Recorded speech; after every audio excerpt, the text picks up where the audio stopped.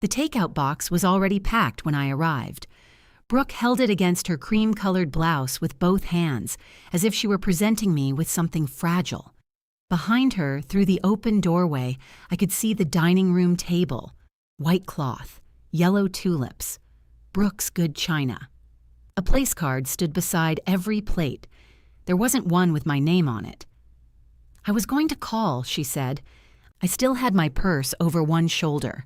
My ham was in a foil-covered roasting pan, hot enough to sting my palm through the quilted carrier. 2 bags hung from my wrist, one with the rolls and one with the lemon icebox pie Daniel had requested. "You were going to call when?" Brooke glanced back into the house. Somebody laughed. Her mother's laugh, high and satisfied, carried all the way to the porch. Plans shifted this morning. Mom thought it would be better if we kept lunch to immediate family. Then Daniel appeared behind his wife. My son looked at the box in Brooke's hands, then at the food I had brought, and I understood something I did not want to understand. He hadn't just found out. The question was no longer whether my daughter-in-law had decided I was not family. The question was how long my son had known she was going to say it. 7 hours earlier, I had been standing barefoot in my kitchen, basting a ham at 6:13 in the morning and singing the wrong words to "Here Comes Peter Cottontail." I had never known the right words. That had not stopped me in 40 years. The kitchen windows were still dark, and every time I caught my reflection in the glass, I startled a little. At 68, I had finally begun to look like my grandmother, though with better eyebrows and worse posture. My gray hair was pinned up with 2 clips, one black and one tortoiseshell, because I could never find a matching pair before coffee. The ham hissed when I spooned the brown sugar glaze over it. I shut the oven and looked at the yellow legal pad on the counter. Ham, 325. Bast 30 minutes. Rolls, second rise 8 o'clock. Pie, do not forget in garage fridge. The last instruction had been underlined 3 times. My husband Walter used to tease me about those lists. He said if the house caught fire, I would pause on the lawn to write down "call fire department." Walter had been gone 4 Easters by then, but I still turned to make comments to him when I cooked. That morning, I told the empty kitchen that Daniel had bought a dining table too large for his dining room. "It seats 10, Daniel had told me proudly. "It traps 6, I had said. He had laughed because he knew I was right. The table had been Brooke's choice. Long, dark, and square-edged, it filled the room so completely that anyone sitting near the windows had to stand up to let someone else pass. The first time I ate there, I got caught between the table and a potted palm and nearly took both down with me. This Easter was supposed to be my first holiday as a guest. Daniel had announced it 3 weeks earlier over Sunday dinner at my house. He was eating pot roast at the time, which weakened his credibility when he said, "You shouldn't have to do everything anymore. I don't do everything. You cooked enough food for a church basement. You took 2 containers home. That's not the point." Brooke had smiled across the table. She had a lovely smile when she meant it, and an even lovelier one when she didn't. "We want you to relax," she said. "Come at noon, no earlier." That last part had been aimed directly at me. I had a habit of arriving early with a dish towel over my shoulder and asking what needed doing. Brooke experienced help as an invasion if she had not issued it herself, so I promised noon.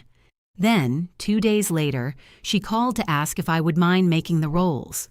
"Daniel says mine come out like doorstops," she said. I'm sure he didn't use that word. He knocked one against the counter.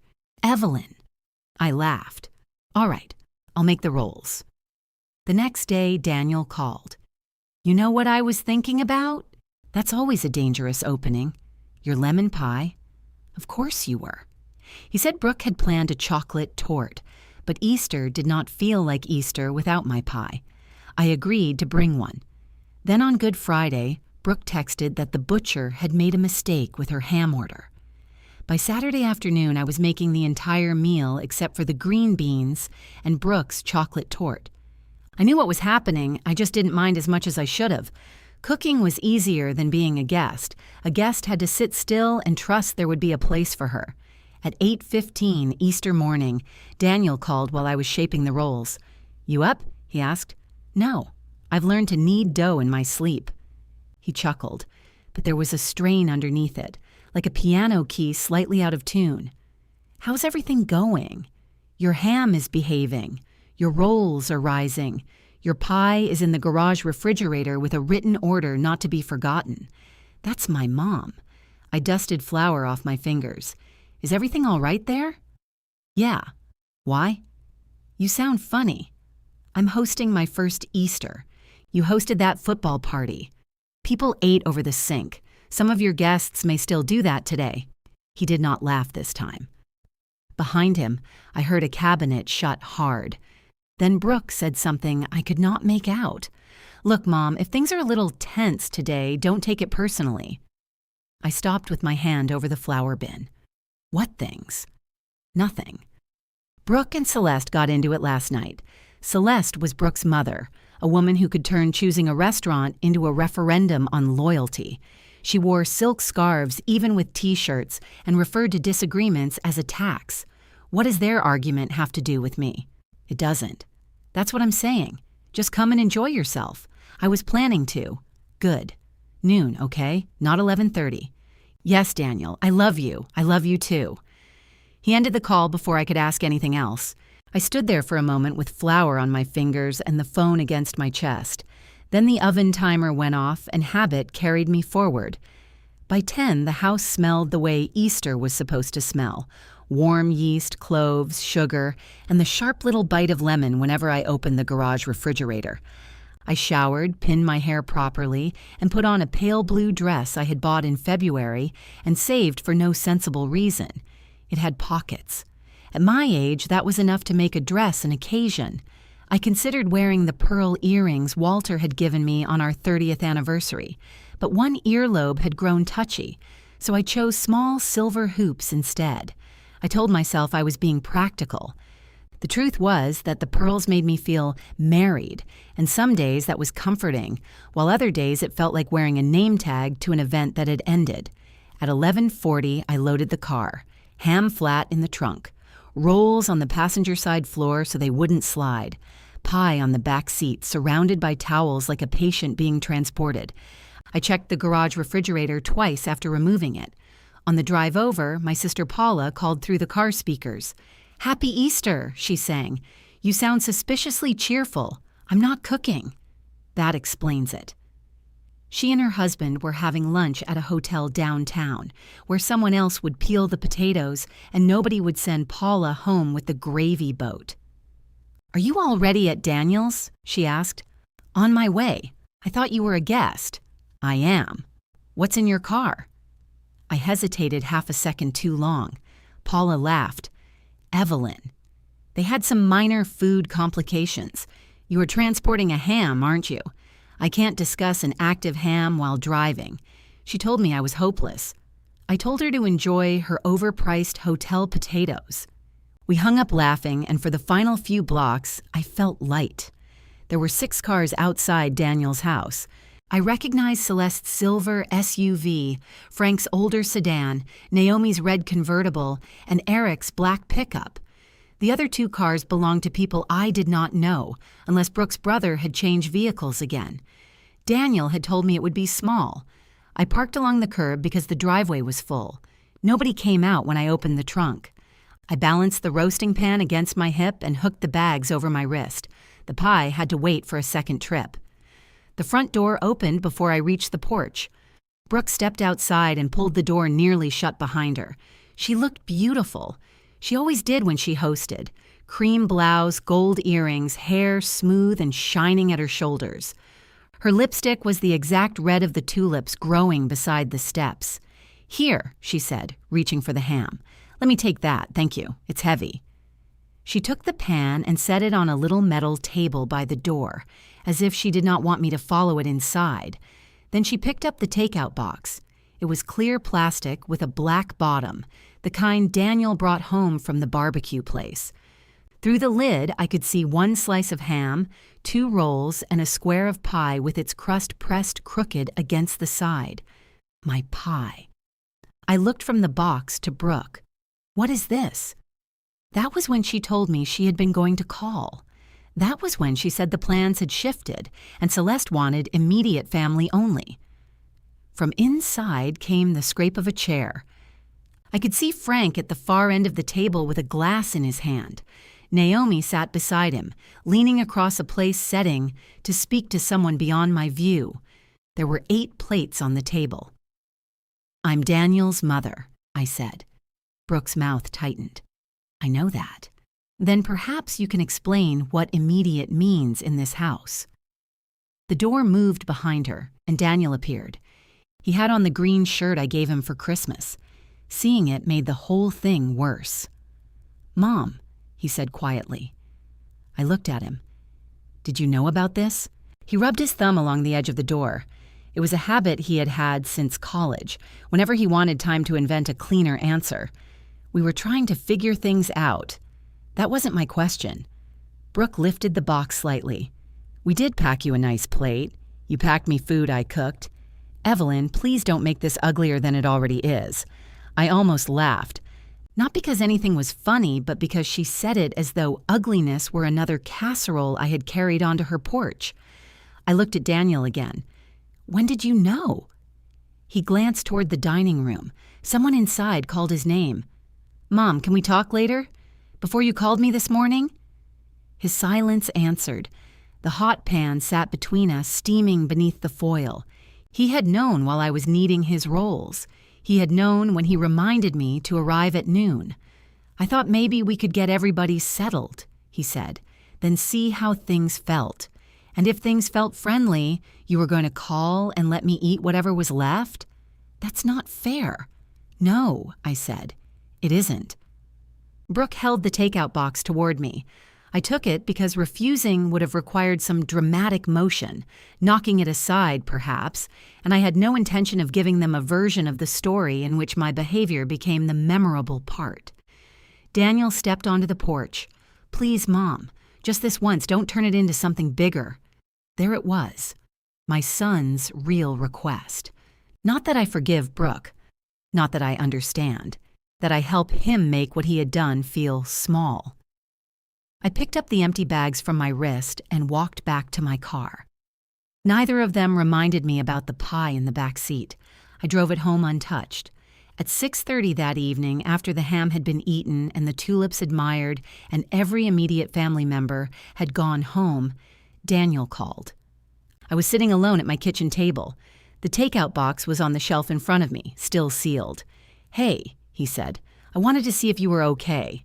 I looked through the clear lid at the slice of ham he had watched his wife pack for me. Then he asked, "Did you at least enjoy the plate?" "What plate?" There was a pause. "The food Brooke gave you." "You mean the food I gave Brooke?" Daniel exhaled through his nose. He used to do that as a teenager when he thought I was being technically correct for the purpose of irritating him. "Mom, I'm trying to check on you." "No, you're trying to find out whether enough time has passed for us to speak as if this afternoon was normal." "I didn't say it was normal. You asked if I enjoyed my dinner." "I asked if you ate." "That is not the same question." I could hear him moving around. A door closed and the background noise disappeared. He had probably gone into the bedroom so Brooke would not hear him. Secrecy had become his favorite form of diplomacy. He carried complaints from one house to the other, always lowering his voice as though volume were the problem. "I know today got handled badly," he said. "Handled badly." "Yes. Your mother was invited to Easter, asked to cook most of the meal, and turned away on the porch. Which part do you consider the handling? Can you please let me finish one sentence? I've let you finish 40 years of them. That doesn't even make sense. It does to me." He was quiet. I heard the faint squeak of bed springs as he sat down. "Celeste said she wasn't staying if you came in," he said. "She and Brooke had this huge blow-up last night, and somehow you got dragged into it." "How?" "It's complicated. Try me. She thinks you don't respect Brooke in her own home." "Celeste thinks I don't respect Brooke." "Yes. Based on what?" "Mom." "Did she give an example?" "She brought up Thanksgiving." At Thanksgiving, Brooke had forgotten to turn on the oven. It was the sort of mistake anyone could make if that person had never checked an oven in her life and assumed heat appeared because a dial had been turned. I noticed when the turkey had been sitting inside a cold metal box for 40 minutes. I quietly relit the pilot and helped adjust the timing. We ate late. Nobody died. I saved Thanksgiving, I said. You took over the kitchen. I turned on the oven. You also remade the gravy. The first gravy had the consistency of wallpaper paste. That's the kind of comment Brooke means. I never said that to Brooke. You're saying it now. To you, privately. Exactly. I sat back. That landed more sharply than he knew. Daniel had been complaining about Brooke's cooking to me since the first year of their marriage. Too much salt, not enough salt, chicken like a bath sponge. He told the stories. I supplied the punchlines. Then he went home, while I remained, the woman who had laughed. I did not walk into her house this afternoon, I said. I was prevented from doing that. I know. You keep saying you know. I do know. I was there. That is the problem, Daniel. He was quiet again. I opened the refrigerator and took out the box. The plastic lid had fogged in one corner. A dot of glaze had collected beside the ham and turned orange under the kitchen light. Did Brooke pack this before I arrived? What difference does that make? It answers whether this was panic or a plan. She packed it before. When? I don't know. 11:30 maybe. I closed my eyes. I had still been at home then. The pie was wrapped in towels on my back seat, and my blue dress was still unwrinkled. You could have called. I thought Celeste might calm down, and if she didn't, we were figuring it out. No, you figured it out. You just didn't tell me. Frank was already here. Naomi and Eric were already here. Brooke was crying. Celeste was threatening to leave. What was I supposed to do, throw everybody out? You could have walked outside with me. That would have blown up my marriage. Then apparently your marriage was balanced on my front porch manners. That isn't fair. He had said those same 3 words earlier, and they sounded no better in the dark. I put the box back in the refrigerator. What did you tell the people at the table? What? When I didn't come inside, what did you tell them? I said you weren't feeling well. I pressed my fingers to my forehead. Of course you did. What did you want me to say? The truth would have been memorable. You wanted me to announce that my wife asked my mother to leave? No, Daniel. I wanted you not to participate in something you were ashamed to describe. His voice hardened. I'm not doing this if you're going to turn every answer into evidence. Then don't do this. Do what? Call me after the guests leave so I can make you feel like a decent son again. For a second, all I could hear was his breathing. You know what? He said. Maybe we should talk tomorrow. Maybe. I'll bring your pan and basket over. You don't have to. They're yours. He waited for me to soften. I knew the shape of that silence. He expected me to say that I loved him because I always said it after an argument, sometimes before the argument was even over. It was my way of making sure anger did not become abandonment. That night I could not find the words without making them carry more weight than I could lift. Good night, Daniel. I ended the call. The house seemed louder afterward. The refrigerator motor clicked off. The clock over the stove ticked with ridiculous confidence. Somewhere in the neighborhood, somebody rolled a trash bin to the curb. I stood at the sink and washed a clean coffee cup. That was an old habit. When Walter was sick, I had washed whatever was nearest whenever I could not fix what was actually wrong. He once found me polishing the toaster at 2 a.m. and asked whether it had received a difficult diagnosis. I dried the cup, put it away, and went to the garage for the pie. The whipped topping had settled perfectly. Thin curls of lemon peel circled the center. I had made those curls with a paring knife because I could not find the zester, then found the zester in the drawer where it belonged. I cut myself a slice and managed 2 bites. At 9 the next morning, Daniel let himself into my house. I was in the laundry room transferring towels to the dryer when I heard the lock turn, then the soft bump of the door against the rubber stopper. Mom? I stepped into the kitchen. He stood there carrying the roasting pan, the cloth-lined roll basket, and a grocery bag containing my serving utensils. He had stacked everything badly. One end of the basket was trapped beneath the pan, and the wooden spoon protruded from the bag like a flagpole. You could have knocked. My hands were full. You could have rung the bell and stood there dropping your dishes. He set everything on the counter. The roasting pan had been washed, though a ribbon of glaze remained baked into one corner. The sight of it made me absurdly angry. Part of me wanted to take out the baking soda and show him how to soak it. Another part wanted to throw the whole pan into the driveway. I did neither. Daniel looked tired.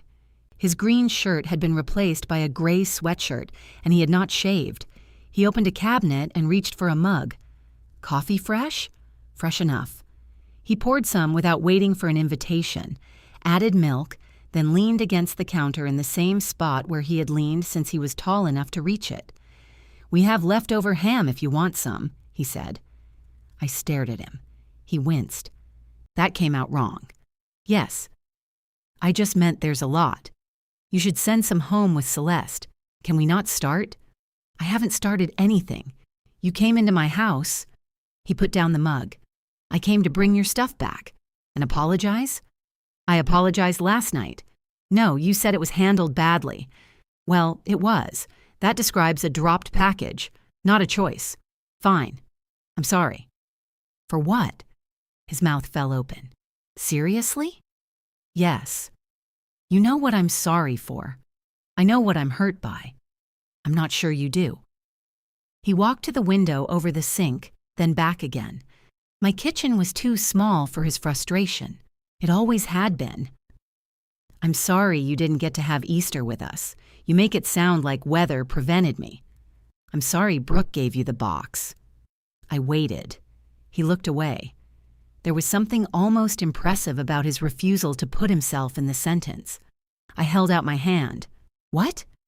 "Your key." His eyes returned to mine. "What key?" "The key you just used. Mom, come on, please give it to me." His whole face changed. Frustration gave way to alarm, and the alarm made me feel crueler than I wanted to feel. "You're taking my key because of one lunch?" "I'm taking it because you used it to walk into my house without asking the morning after you helped turn me away from yours. Those things have nothing to do with each other. They have everything to do with each other. You have decided you may enter my home whenever you need comfort, food, quiet, or coffee. But my place in your home depends on whether it makes somebody else uncomfortable. That is not how it is. It was exactly how it was yesterday." He put both hands on his hips. "So this is punishment." "No. Punishment is meant to make you suffer until you behave the way I want. I am not asking you to behave any particular way. You're asking for my key. I'm changing what I allow. Because Brooke wanted space. This has nothing to do with what Brooke wants." He laughed once bitterly. "She's going to love this. She's been saying for years that I run over here every time we fight." I felt a small shift inside me. "Do you? You know I come over. I don't always know you fought." He picked up his coffee and set it down again without drinking. "You don't have to say anything," I said. "I can tell by whether you ask for pie." "This is ridiculous." "Is it? So now I can't talk to my own mother?" "You can talk to me. You cannot use my kitchen to wait for your marriage to become easier." His jaw tightened. "You're taking her side now?" I didn't know there were only two sides. "There are with Brooke." That sentence told me more than he intended. I lowered my hand, but I did not withdraw it. "Give me the key." He dug into his pocket, pulled out his key ring, and worked the brass key loose with his thumbnail. Walter had given it to him the week Daniel left for college. Our old address was written on a faded strip of masking tape, though we had moved from that house nearly 20 years ago. Daniel dropped it into my palm. "There," he said. "Feel better?" "No."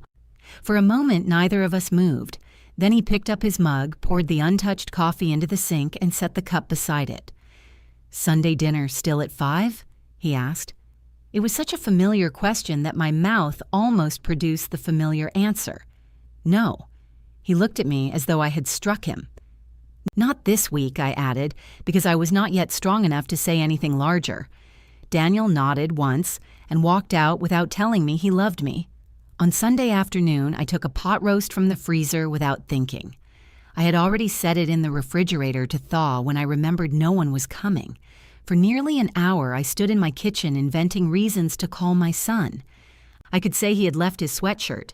I could ask how much ham remained. I could pretend I needed help lifting something from the garage. At 4:55, I put one plate on the table. Then I put the second plate back in the cabinet. The pot roast could have fed 6 people, or Daniel twice. I cut one slice, spooned gravy over it, and sat down with the television off. Walter had believed a television at dinner was the first step towards social collapse. I had believed that was dramatic until I tried eating alone with nothing but the sound of my own fork. After 3 bites, my phone rang. Paula's name appeared on the screen. "Don't say anything irritating," I told her by way of greeting. "That removes most of my material. I'm serious." "So am I."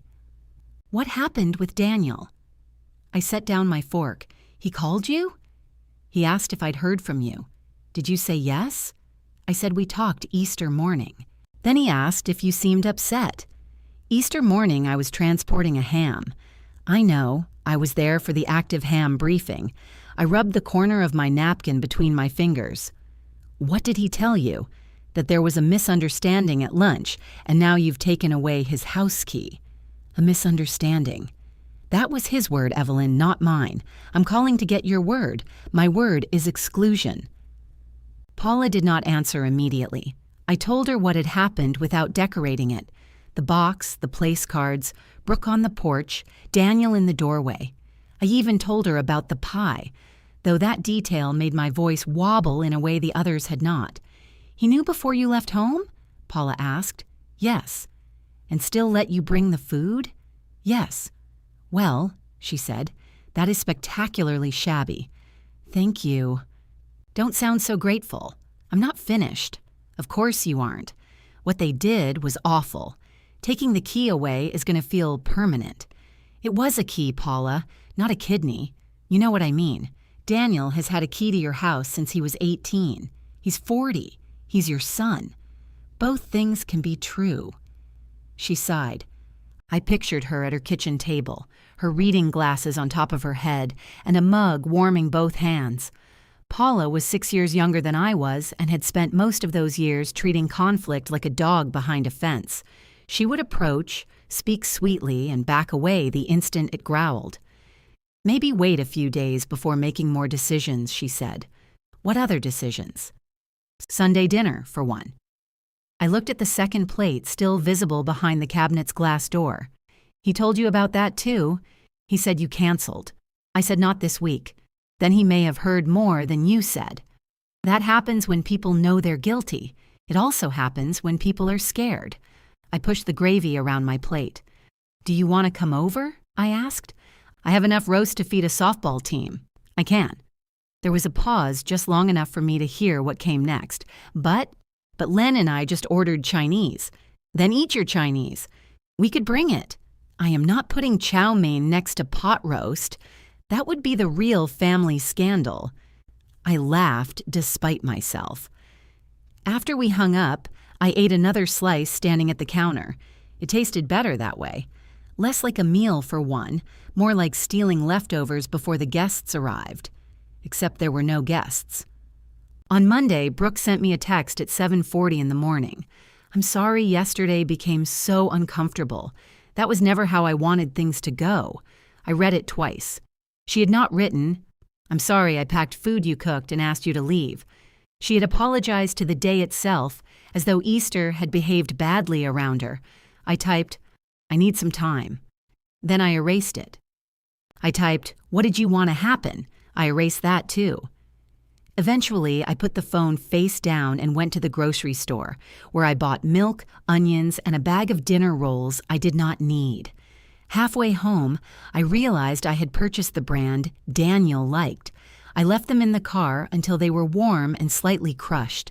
The takeout box remained in my refrigerator through Wednesday. Every time I opened the door, it was there between the mustard and the pitcher of iced tea, the pie crust growing softer beneath the plastic lid. On Thursday morning, I carried it to the trash bin. I stood in the driveway with the lid raised, unable to let go. My neighbor Marlene was walking back from her mailbox in a purple robe and running shoes. Marlene considered matching clothes evidence of a weak imagination. "Are you saying goodbye to your garbage?" she called. "I'm thinking." Dangerous place to do it. She came across the lawn holding a stack of mail. Her silver hair was braided down her back, and a pair of red-framed glasses hung from a cord around her neck. "What's in the box?" "Easter lunch." She looked at the box, then at me. Marlene and I had known each other for 17 years, which meant she understood when not to ask the obvious question. Was it poisoned? Not literally. Then emotionally? Very. She lifted the trash lid higher for me. I dropped the box. It landed upside down with a soft, final slap. "Good," Marlene said. "Now you can come help me choose a color for my bathroom. I'm not helping you paint." I didn't say paint. I said choose. That is how painting begins. Her bathroom was currently the pale pink of chewable stomach medicine. She wanted something called Mountain Whisper, which looked white to me, or Polar Breath, which also looked white. "These are the same color," I said. "They are spiritually different. You should choose the one with the cheaper spirit." We sat on her bathroom floor with paint cards spread between us. Marlene had retired from the county library 2 years earlier and responded by making lists of projects no sensible person would attempt without professional help. The previous month, she had tried to replace a ceiling fan after watching half a video online. She handed me a card called Quiet Fog. "What happened on Easter?" she asked. I should have known the paint was a trap. I told her a shorter version than I had told Paula. Marlene listened without interrupting, which was unusual enough that I checked once to make sure she had not fallen asleep. When I finished, she said, "I would have taken the ham. They already had the ham. I mean, I would have picked it back up and left. It was heavy. Fair." She shifted against the bathtub. "What are you going to do?" "I already did something." I took back his key. "About the rest, I don't know. Good." "Good?" People make the worst decisions when they think pain has given them sudden wisdom. That's almost profound. Write it down. I'll deny it. She chose Mountain Whisper. I made her promise to hire a painter. Daniel did not call that week. On Sunday, I did not thaw anything large enough to require a guest list. I made scrambled eggs for dinner and watched a British murder mystery in which every suspect lived in a village full of expensive stone cottages. It was soothing to see people with beautiful gardens behave worse than my family. The following Tuesday, a florist delivered an arrangement of white roses and yellow lilies. The card read, "Happy Mother's Day early. Sunday lunch, just us. I'll pick you up at 1. Love, Daniel." Brooke's name was not on it. I stood the flowers on the dining table. They were beautiful, and I resented them for it. Mother's Day was still 5 days away. Daniel called Wednesday evening to confirm. "I thought we could go to that Italian place you like," he said. "The one with the loud accordion music? You said it was charming." I said the waiter was charming. The accordion should be charged with something. He laughed carefully as though laughter might frighten me off. "Does one work?" "Yes." "Good. I'll pick you up." "You don't have to pick me up. I can meet you there. I want to." His voice sounded hopeful. Mine probably did too, though I tried to keep it level. "All right." Afterward, I took the flowers into the kitchen and trimmed the stems. The lilies had begun to open. Their pollen dusted the counter orange, and I wiped it away with my thumb. Friday afternoon, Daniel called again. I was changing the sheets in the guest room, though there had not been a guest in it since Paula stayed during a plumbing repair 2 years earlier. "Small change," he said. Those words had not improved since Easter. What kind of change? Celeste made reservations for Mother's Day brunch. I thought we were having lunch. We are. Or we were. Brooke didn't know about the reservation when I called you. "What time is the brunch?" "Noon. And our lunch is at 1. I know." I sat on the edge of the stripped bed. Daniel kept talking. Brooke says it'll cause a whole thing if we don't go, especially after Easter. Celeste thinks I've been cold to her. Have you? I haven't exactly been warm. Then perhaps she noticed. He sighed. Could we do dinner instead? I have plans. The words came out before I had plans. What plans? Marlene invited me somewhere. Where? I don't know yet. You don't know where you're going, but you can't have dinner with me? I know I'm not spending Mother's Day waiting for you to become available. That's not what I'm asking. You're asking me to move aside for Celeste again. It's not the same. No. This time you called first. He was silent. I can come at 4, he said finally. The brunch won't take all day. That depends on the accordion. What? Nothing. Mom, please don't do this. There it was again. Do this. A phrase wide enough to cover any response he did not want.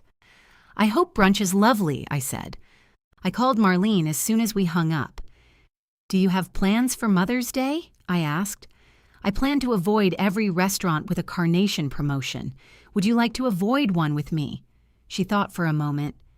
There's a matinee at the old theater, she said. A musical about 6 women who rob a bank. Is it supposed to be funny? I hope so. We bought the tickets. On Sunday morning, I dressed before I could change my mind. I wore the blue dress again, this time with the pearls. Marlene arrived in black pants, a red jacket, and enough turquoise jewelry to stock a gift shop. We ate lunch at a little Mediterranean place near the theater. She ordered something she could not pronounce and spent 10 minutes pretending she had meant to receive a bowl of cold cucumber soup. During the musical, my phone buzzed twice inside my purse. I did not look until intermission. The first message was from Daniel. Brunch running late. I can be there by 5. The second had arrived 20 minutes later. Can you just let me know you're okay? I showed Marlene. Are you okay? She asked. I'm watching women sing about grand larceny. That was not an answer. I put the phone back in my purse. I'm getting there. At 9 that night, Daniel called. I answered from my front porch where I was sitting with my shoes off and my pearls still on. How was your day? He asked. Good. You went to the theater? Yes. With Marlene? Yes. You could have told me. You could have kept lunch. I said I'd come later. And I said I had plans. He breathed out, but this time I did not hear irritation. I heard something closer to surprise. I thought you'd be home, he said. I looked through the window at the yellow lilies he had sent me. Their petals were fully open now, beautiful and already beginning to curl at the edges. I know, I said. That's part of the problem. What does that mean? It means you expected me to stay available in case your better plans ended early. They weren't better plans. Then why did you choose them? Because it's not always about what I want. That's true. His voice tightened. You don't have to sound pleased. I'm not pleased, Daniel. I'm tired. The porch boards were cool beneath my feet. Across the street, Marlene's bathroom window glowed Mountain Whisper, which looked exactly like the old pink paint under artificial light. She had hired a painter, but only after buying 3 brushes and ruining 1 towel. You're making me pay for Easter, Daniel said. I am not sending you a bill. You know what I mean. Everything I do is some kind of test now. You canceled lunch with me on Mother's Day. I offered dinner. At whatever time remained after Celeste was satisfied. I can't control Brooke's mother. No, you can only control where you sit. He went quiet. I regretted the sentence as soon as I said it, not because it was untrue, but because I had sharpened it before handing it to him. Walter used to tell me I could fillet a person with a polite tone.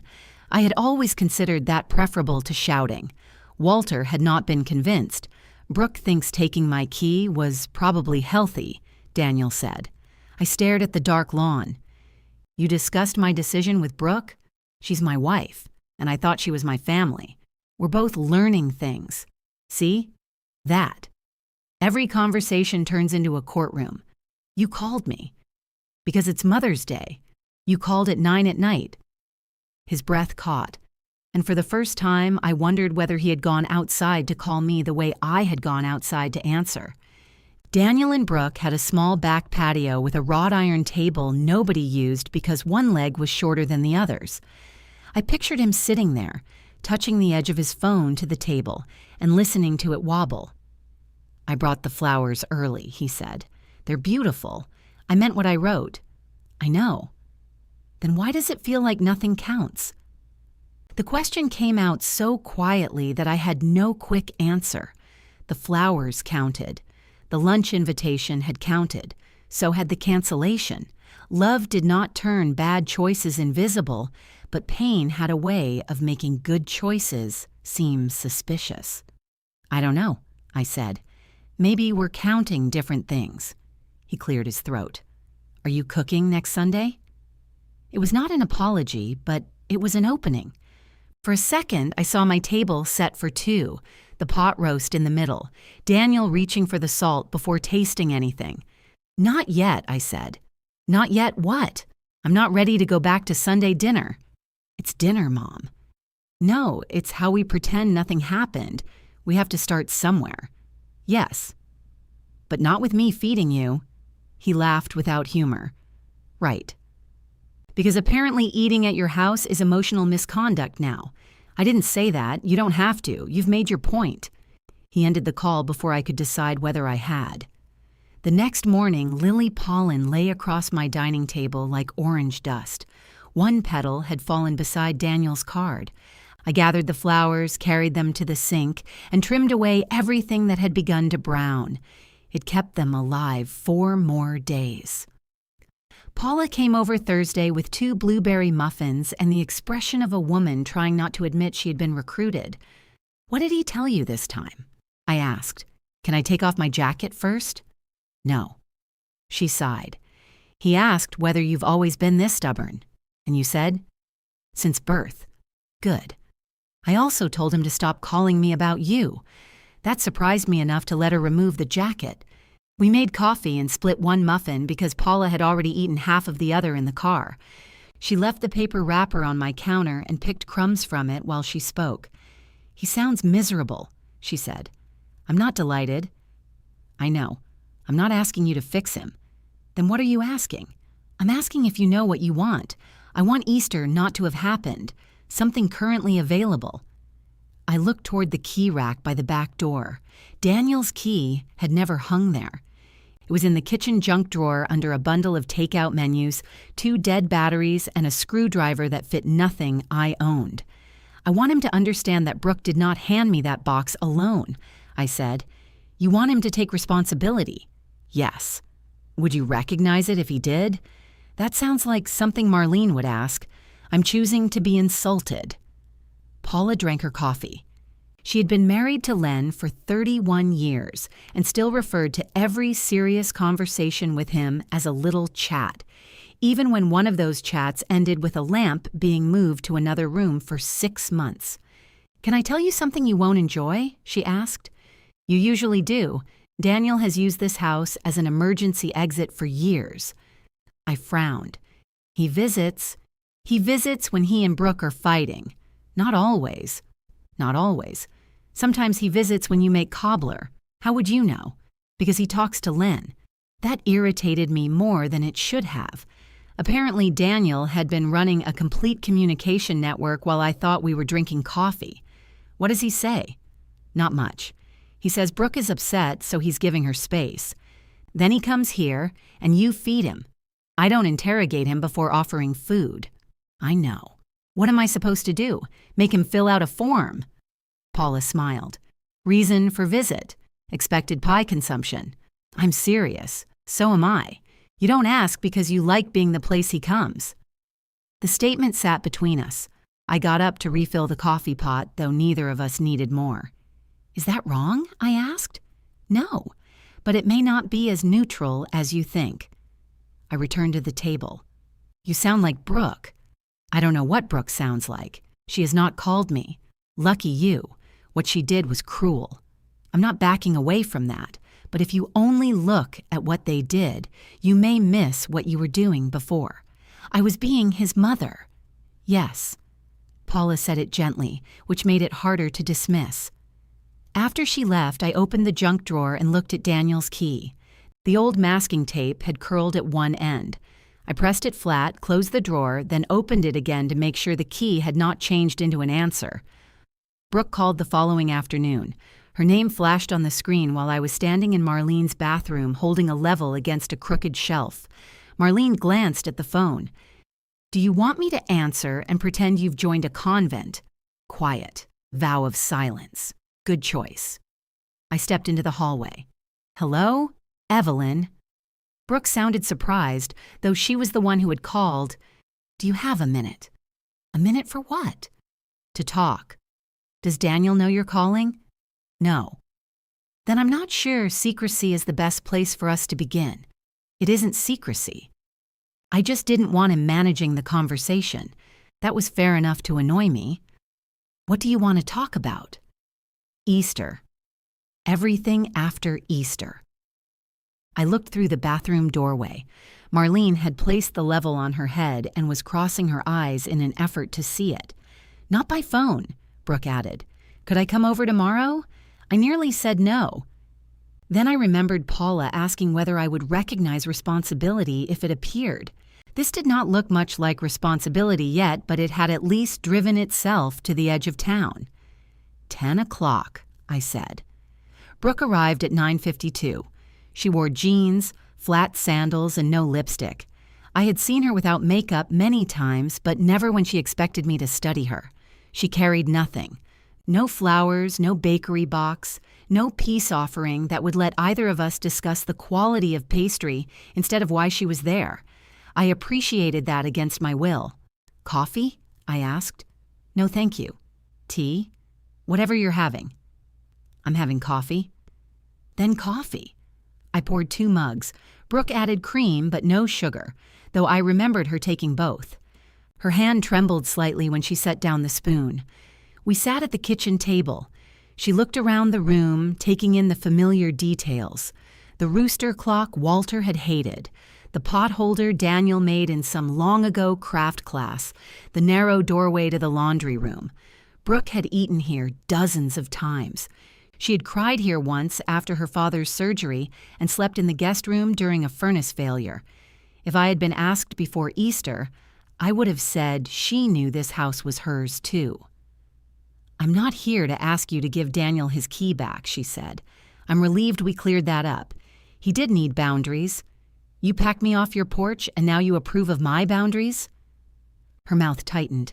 "This is why conversations with you are difficult, because I remember the order in which things happened, because you turn everything into a line, something sharp and finished, something nobody can answer without sounding stupid." I leaned back. That's quite an accusation from someone who prepared my rejection in restaurant packaging. Brooke looked down at her coffee. "I am sorry," she said. "For what?" Her eyes snapped up. "Daniel told me you did that to him. He failed the question. You see? That." I folded my hands on the table. "You came here, Brooke. Say what you came to say." She took a breath. "I'm sorry I handed you the box. I'm sorry I let you drive all the way over when I knew my mother was threatening to leave. I'm sorry we ate the food you made after asking you to go." The words were plain. They did not make me feel better. That was not their fault. "Why didn't you call?" "Because Daniel kept saying he could fix it. And you let him." "Yes." "Did you want him to fix it?" She looked toward the window. "At first. And later?"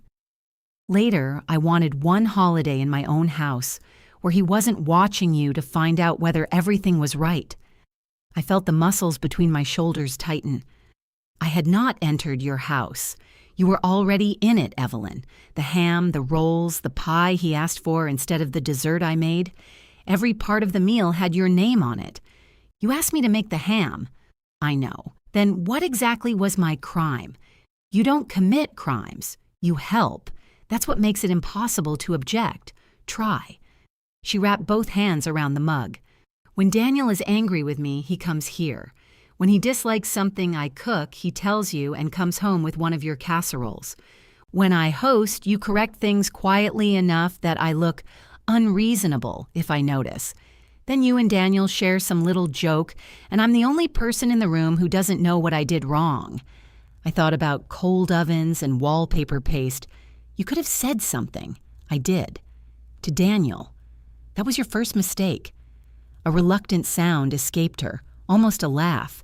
It vanished quickly. You're right, she said. The agreement unsettled me more than an argument would have. I studied her face. Did you want me to feel embarrassed that day? Brooke stared into her coffee for a long time. Then she looked at me. Yes, she said. I did. The honesty was so clean it almost took my breath. I had expected her to deny it, soften it, or tell me embarrassment had been an unfortunate side effect of a difficult day. Instead, she sat across from me in my kitchen and admitted she had wanted the box to hurt. Why? I asked. Brooke rubbed her thumb along the handle of the mug. Because I was angry. At me? At you? At Daniel? At my mother? Pick one. I'd rather you pick. She gave me a tired look. Do you know what Daniel said when I told him Mom might leave if you came? No. He said, my mother wouldn't put us in this position. I looked away. That sounds like him. It always sounds like him. Your mother wouldn't criticize the table. Your mother wouldn't invite people without asking. Your mother wouldn't order a turkey from the wrong place or forget somebody's favorite drink. He compares everything I do to something you would have done better. I did not ask him to do that. No, you just keep being better. The bitterness in her voice made the words almost childish, but the exhaustion behind them did not. I am not better, I said. You make it look effortless. It isn't. You never let anyone see that. Brooke, you've seen me cry. I've seen you cry when Walter died. I've seen you cry at funerals and sad movies, and once when you dropped an entire peach cobbler. I have never seen you host a holiday without making every napkin feel morally correct. A napkin cannot be morally correct. You manage. I almost smiled. Brooke did not. She pushed her coffee away. The night before Easter, Mom brought up Thanksgiving. Then Christmas. Then the dinner where you remade my salad dressing because Daniel said mine was too sweet. It was undressed lettuce by the time I finished. You see how you do that? I was trying to make a joke. I know. You're funny. Everybody thinks so. The compliment sounded like an accusation. What did Celeste want? I asked. She wanted me to tell you not to come. Because of salad dressing? Because she thinks you make me nervous in my own home. Do I? Yes. That answer was less surprising than the first one. Brooke straightened the spoon beside her mug until it lined up with the table's edge. When you walk into my kitchen, you notice everything, she said. You notice whether I bought enough butter. You notice that I used the wrong knife. You notice the dirty glass Daniel left beside the sink, and somehow I feel like I'm the one who left it. I notice things. That doesn't mean I'm judging you. You make a little sound. What sound? She pressed her lips together and hummed softly through her nose. I do not. You do. That could mean anything. It means you've noticed something you're too polite to mention. I opened my mouth and closed it. Walter had accused me of the same sound. He called it my invisible red pencil. Even if that's true, I said, your mother's solution was to remove me from Easter. Her solution was to leave. She said she wasn't spending another holiday watching me get diminished, so she diminished me first. Yes. And you allowed it? Yes. Why did you call me immediate family's opposite? Brooke flinched. I didn't say you were the opposite. You said lunch was for immediate family. I was on the porch. Language did the rest. I panicked. You had the box ready at 11:30. Her eyes dropped again. I panicked early. Despite myself, I laughed once. It was not forgiveness, it was recognition of an unexpectedly good line. Brooke's mouth twitched, but she did not let herself smile. I told Mom she was being ridiculous, she said. She started putting on her coat.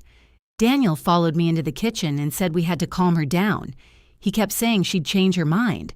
So you packed my food. At first, I thought it was just in case my place at the table failed to materialize. Yes, who chose what went in it? I did. The thin slice was a personal touch. She winced. I wasn't measuring the ham. 2 rolls. There were more rolls in the kitchen. Apparently I was not. She pressed her palms against the table. I said I was sorry. You are sorry now. I'm asking who you were then. Her eyes filled, but she blinked the tears back. I was someone who wanted Daniel to choose me without having to ask him, she said. And when he didn't choose either of us, I decided you should be the one who lost. The room went very still. There it was, beneath Celeste and Thanksgiving and every corrected gravy. Brooke had not wanted an empty chair. She had wanted a demonstration. And Daniel? I asked. What did he want? For everybody to stop being angry at him. That sounds like him, too. We sat with that. The rooster clock ticked behind me. Brooke stared at its swinging tail. I should have called you myself, she said. I should have told Mom that if she left, she left. I should have told Daniel he couldn't fix it by waiting. I knew all of that before you pulled up. Then why are you telling me now? Because Daniel keeps saying he got caught between us. He did not get caught. He took a position and disliked the view. There's the line again. It's still true. I know. She said it so softly that my anger lost its footing for a moment. I got up and carried both mugs to the sink. Brooke's was still nearly full. Mine had gone cold. I have helped him avoid you, I said. Brooke did not answer. Not deliberately, I added. I know. When he comes here upset, I don't ask enough questions. Sometimes I know you've argued. Sometimes he makes it sound as though he's giving you space. He's giving himself pie. That too. I ran water into the mugs. And yes, I've laughed at things I shouldn't have. I told myself it was harmless because you weren't there. It wasn't. Brooke watched me, wary now, as if an apology from me might contain a hidden utensil. I'm sorry for that, I said. Thank you. I'm also sorry for taking over in your kitchen. You mean Thanksgiving? I mean more than Thanksgiving. Her shoulders lowered slightly. But none of that makes Easter equal, I said. Do you understand? They went back up. I didn't say it did. You were entitled to tell me to step back. You could have told me I was correcting too much, helping too much, laughing too much. You were not entitled to use a holiday invitation to pack me away. I know. And if you ever do anything like that again, there will not be another conversation at this table. Her face paled, but she nodded. I understand. Good. I turned off the water. What do you want from me now? I asked. Brooke looked toward the doorway as though the answer might be standing in the hall. I want Daniel to stop coming here every time our marriage gets uncomfortable. I have already taken his key. He can still knock. So can you. Her eyes came back to mine. I am not going to enforce your marriage for you, I said. I won't let him use my home to hide from a conversation he owes you, but I also won't report his visits or tell you what he says. I'm not asking you to. Not today. She looked offended, then thoughtful. Fair, she said, and I won't be the person you come to when you need help managing him. I don't need help managing him. Then stop trying. That time, the little laugh escaped both of us. It lasted no more than a second and made the silence afterwards stranger. Brooke stood. I walked her to the door. She paused with her hand on the knob. Daniel does love you, she said. I know. He loves me too. I know that as well. He just, don't explain him to me. She nodded. There was no hug. I was grateful for that. A hug would have required one of us to pretend the conversation had ended in a warmer place than it had. After she left, I opened the freezer. 3 foil containers sat on the top shelf. Chicken and rice, baked ziti, beef stew. Each one had a strip of masking tape with the date and heating instructions. The ziti also had a D written in the corner. Daniel. I took it out and stared at the letter. I had labeled food for him so automatically that I could not remember when I had done it. That evening, I carried the ziti to Marlene's house. Did someone die? She asked when she saw the casserole. No. Are you dying? No. Then why are you giving away baked cheese? I made too much. She accepted that explanation because it came in foil. We ate at her kitchen island while she told me the painter had charged extra to repair the shelf she installed. I did not mention Brooke until we had reached the hard, brown corners of the ziti. She admitted it, I said.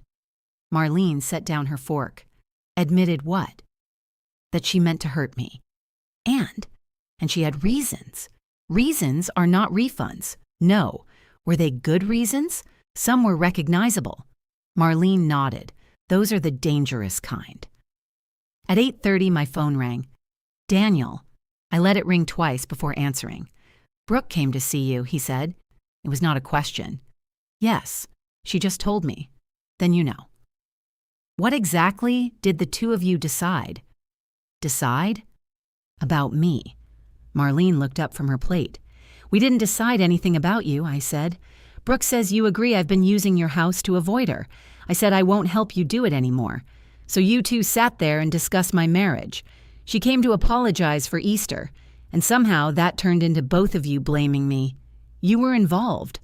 I was trying to keep my wife and my mother from tearing each other apart. That explanation would work better if you hadn't been carrying scissors. He went silent. I closed my eyes. Another line. Another neat cut. I'm sorry, I said. For what? For saying that in a way designed to hurt. Marlene quietly took both plates to the sink. Daniel's voice dropped. Was it true? Yes. He ended the call. A few minutes later, Brooke sent me a message. He left. Is he with you? I typed one word. No. For the first time in years, I had no idea where my son had gone. The word looked too small on the screen. No. No explanation. No reassurance. No suggestion about where Daniel might have gone. I read it until the letters blurred, then locked the phone and placed it beside Marlene's sink. You're allowed to call him, she said. I know. You're also allowed not to. I know that too.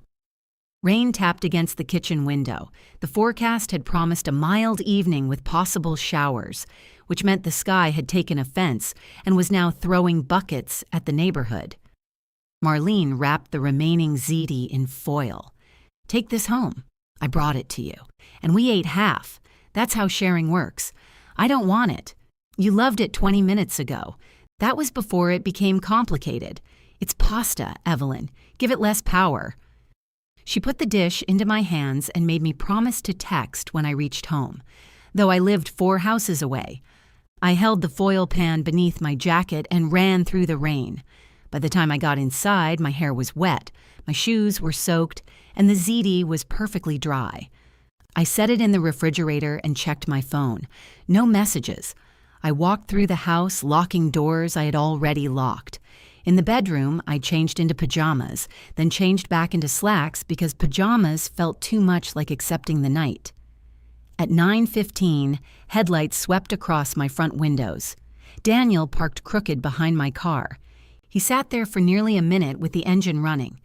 Then he shut it off and walked to the porch without an umbrella. I opened the door before he knocked. Rain had darkened his jacket at the shoulders. Water ran from his hair along his temples. He looked exhausted and furious, and the combination made him seem younger until I noticed the gray beginning near his ears. Can I come in? He asked. I held the door but did not move aside. Is anyone hurt? What, are you hurt? Is Brooke? No. Is there an emergency? My marriage is falling apart. That may be an emergency to you. I'm asking whether anyone is in danger. No. Then why are you here? He stared at me. Because you're my mother. I know. Can I come inside? I wanted to say yes so badly that my body had already begun preparing. My hand shifted on the doorknob. I could see the sequence waiting for us. Towel from the laundry room, dry sweatshirt from the guest room closet, reheated ziti, coffee though it was too late for coffee. Daniel would sit at the kitchen table and tell me what Brooke had said. I would tell him which parts were fair. He would tell me which parts I did not understand. By midnight, we would both feel better and nothing in his marriage would be different. What happened? I asked. Brooke happened. That is not an answer. She came home from here acting like she'd had some breakthrough. She said she apologized to you, and then she told me the reason you've stepped back is that I use you. I didn't say that was the reason. She said you agreed. I agreed that I have sometimes helped you avoid going home. So the two of you have a theory now. It isn't a theory if you arrive at my door after fighting with her." His face hardened. "I came because I need somewhere to stay tonight. There are hotels. You're telling me to get a hotel? I'm telling you that you cannot stay here to avoid your wife." He wiped rain from his face with one hand. "You have a guest room." "Yes." "It's empty." "Yes." "And you'd rather leave it empty than let your son sleep there. That room is not the issue. It is from where I'm standing. You're standing on my porch in the rain because you left your house during an argument. You make that sound insane. I make it sound accurate." He stepped back and laughed. Brooke was right about the lines. I felt the criticism hit because it was deserved. "All right," I said. "No lines. I love you. I am worried about you. I want to bring you inside, dry your clothes, and feed you. I am not going to do that tonight. Why? Because it would help you feel cared for without helping you face anything. I didn't come for a lesson. You came for a room. I came for my mother. I am right here. No, you're not." The words struck harder than the rain. Daniel looked past me into the warm hallway. He could see the lamp beside the sofa, Walter's old umbrella stand, the framed photograph of himself at 22 in a graduation gown. Home, arranged behind my shoulder. "What am I supposed to do?" he asked. "Go back and talk to Brooke. She told me to leave. Then find out whether she meant for an hour or for good, and if she won't answer, get a hotel. You really mean that?" "Yes. I've never asked you for anything like this." I almost reminded him of the 3 nights he stayed after a fight the previous August, supposedly because a pipe was leaking near his bedroom. I had learned from Paula that the leak had been repaired the first afternoon. Instead, I said, "You have asked. We just called it something else." He looked down at the wet porch boards. "Brooke admitted she wanted to humiliate you," he said. "Did she tell you that?" "Yes." "And you're still taking her side." "I am not on her side. You apologized to her." "For my part." "What about her part?" "She apologized for it." "So that's it? She says sorry and you two decide I'm the real problem? Nobody said you are the real problem. You took my key." She packed a bag. A muscle moved in his jaw. I tightened my grip on the door. "Did Brooke ask you to leave, or did you pack a bag?" He did not answer. "Daniel." I grabbed some things. "Then don't turn that into something she did. She said maybe we needed a night apart." "And you heard what?" "That she wanted me gone. Did you ask?" He looked away. There it was again. The empty space where a direct question should have been. "Call her," I said. "You don't know what it's like talking to Brooke when she gets like this." "No, I know what it's like talking to you when you get like this." His eyes came back to mine. "You don't want me here," he said. "That is not true. You won't let me in. Both things can be true. That must be convenient. It is terrible." My voice broke on the last word. Daniel's anger shifted. For one hopeful second, I thought he might understand. Then he looked beyond me again, toward the kitchen, and I knew understanding had not yet become acceptance. If Dad were here, he'd let me in. The cruelty was immediate, and so was his regret. "Mom, your father spent 35 years telling you that leaving a conversation was not the same as solving it. I shouldn't have said that. No, I'm sorry." I nodded because speaking had become dangerous. He stepped toward the doorway. I did not move.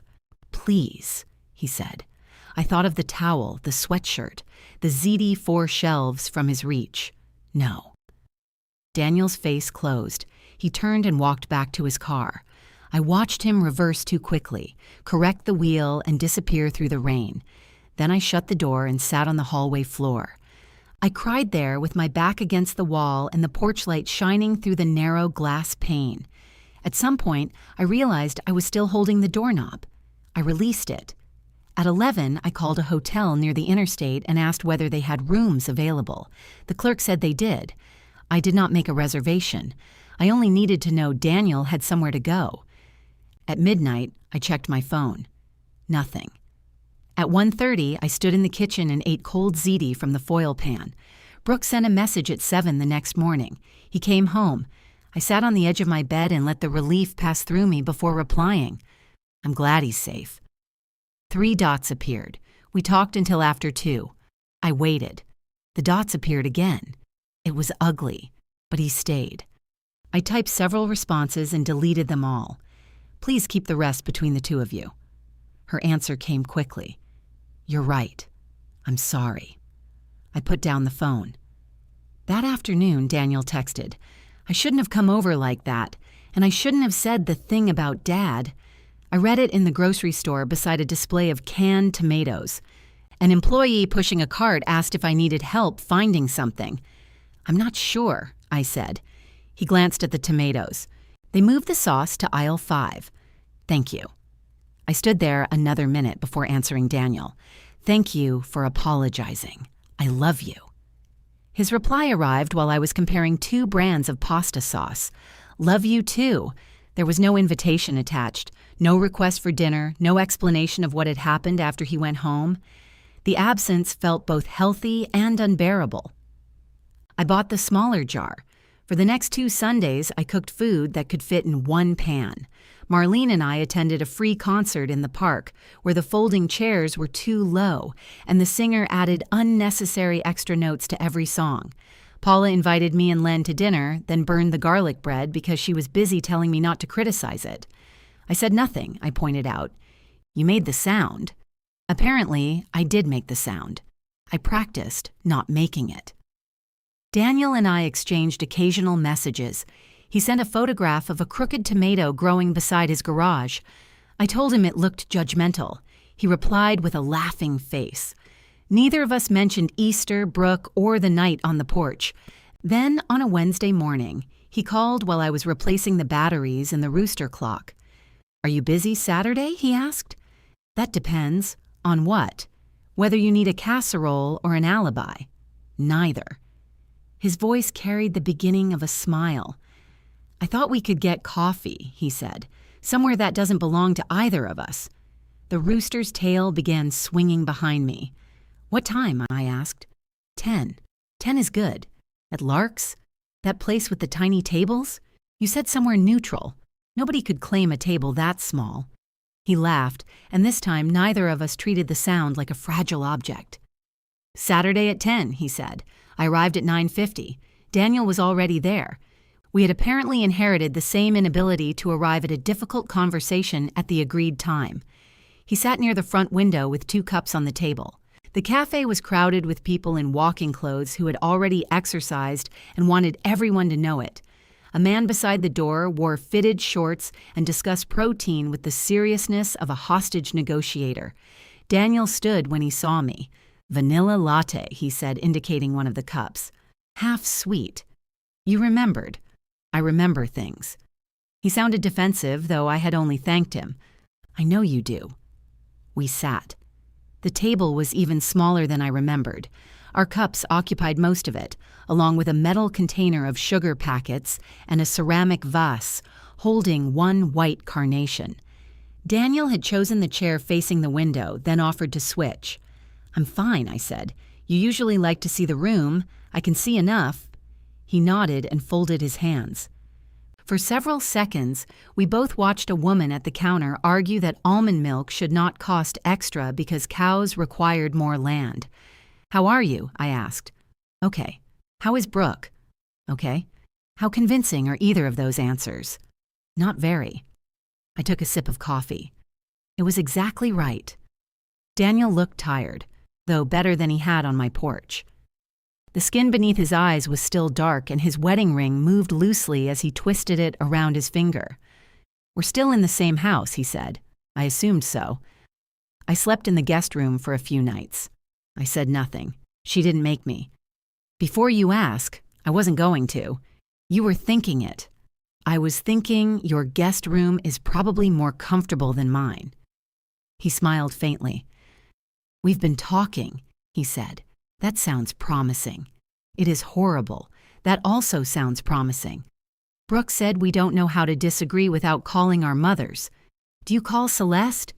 No, I'd rather call the almond milk woman. I laughed into my cup. He looked relieved, then almost guilty for feeling relieved. Brooke calls her, he said. Or she used to. Celeste would tell her I was selfish. Brooke would tell me you'd never treat her like that. Then I'd come to you and tell you whatever made me look reasonable, not whatever. Most of it. I suspected you edited. I didn't think of it as editing. What did you think of it as? Explaining. Ah, I know. The man beside the door had moved on from protein to sleep optimization. I wondered whether he knew any people he could speak to without optimizing them. Daniel rotated his cup between his palms. The night I came over, he said, you asked if Brooke told me to leave or if I packed the bag. Yes, I packed it. I know. No, I mean, she said we should stop talking before we said something we couldn't take back. I went upstairs, put clothes in a bag, and stood in the bedroom doorway waiting for her to stop me. Did she? No. Did you tell her you wanted her to? No. I stirred foam into my coffee, though it required no stirring. That sounds exhausting, I said. It is. For both of you. I know that now. He looked out the window. A group in matching bicycle shirts passed, walking their bikes because the sidewalk was too crowded to ride. I was sure you'd let me stay, he said. I know. I was angry when you didn't. I know that too. Would you have let me in if Brooke had actually thrown me out? I don't know. He looked surprised. If your marriage ended, I would not leave you without a place to sleep, I said. But I cannot become the place you move into emotionally while you wait for someone else to solve your life. He absorbed that without arguing. I didn't realize I was doing that. I didn't realize I was helping. You liked helping. There was no accusation in his voice, which made honesty possible. Yes, I said, I did. You've always liked being needed. So have you. I hate being needed. You love being the person who makes everybody stop being upset. That's different. It has a nicer costume. He leaned back, and the tiny metal chair complained beneath him. Brooke says I manage people instead of talking to them. Brooke has said several accurate things lately. You two should start a club. We would argue over refreshments. He smiled, but it faded quickly. Do you hate her? He asked. No. Are you sure? I am furious with her. That is not the same thing. She told me what she said to you. All of it? She said she admitted she wanted to embarrass you. She did. Daniel looked down at his wedding ring. I didn't know that was what she wanted. You knew what she was doing. I thought she was trying to keep Celeste from leaving by making sure I did. I know how that sounds. It sounds accurate. He flinched. I took a breath and tried again. What did you think would happen when I arrived? That Celeste would calm down, or Frank would talk to her, or Brooke would decide it wasn't worth it. And if none of that happened, I don't know, you did know. There was a box. He pressed his fingers against his forehead. I thought you'd be angry, he said. Then what? I thought I'd call you later. And you'd be mad for a while. And then? He stared at the table. We'd be okay. The cafe noise seemed to recede. Milk steamed behind the counter. A spoon struck the floor. Somebody near the window sneezed 3 times. You chose me because you thought I was safe to hurt, I said. Daniel's eyes filled. He did not look away. Yes. It was the first answer he had given me that did not contain Celeste, Brooke, a seating problem, or a badly handled day.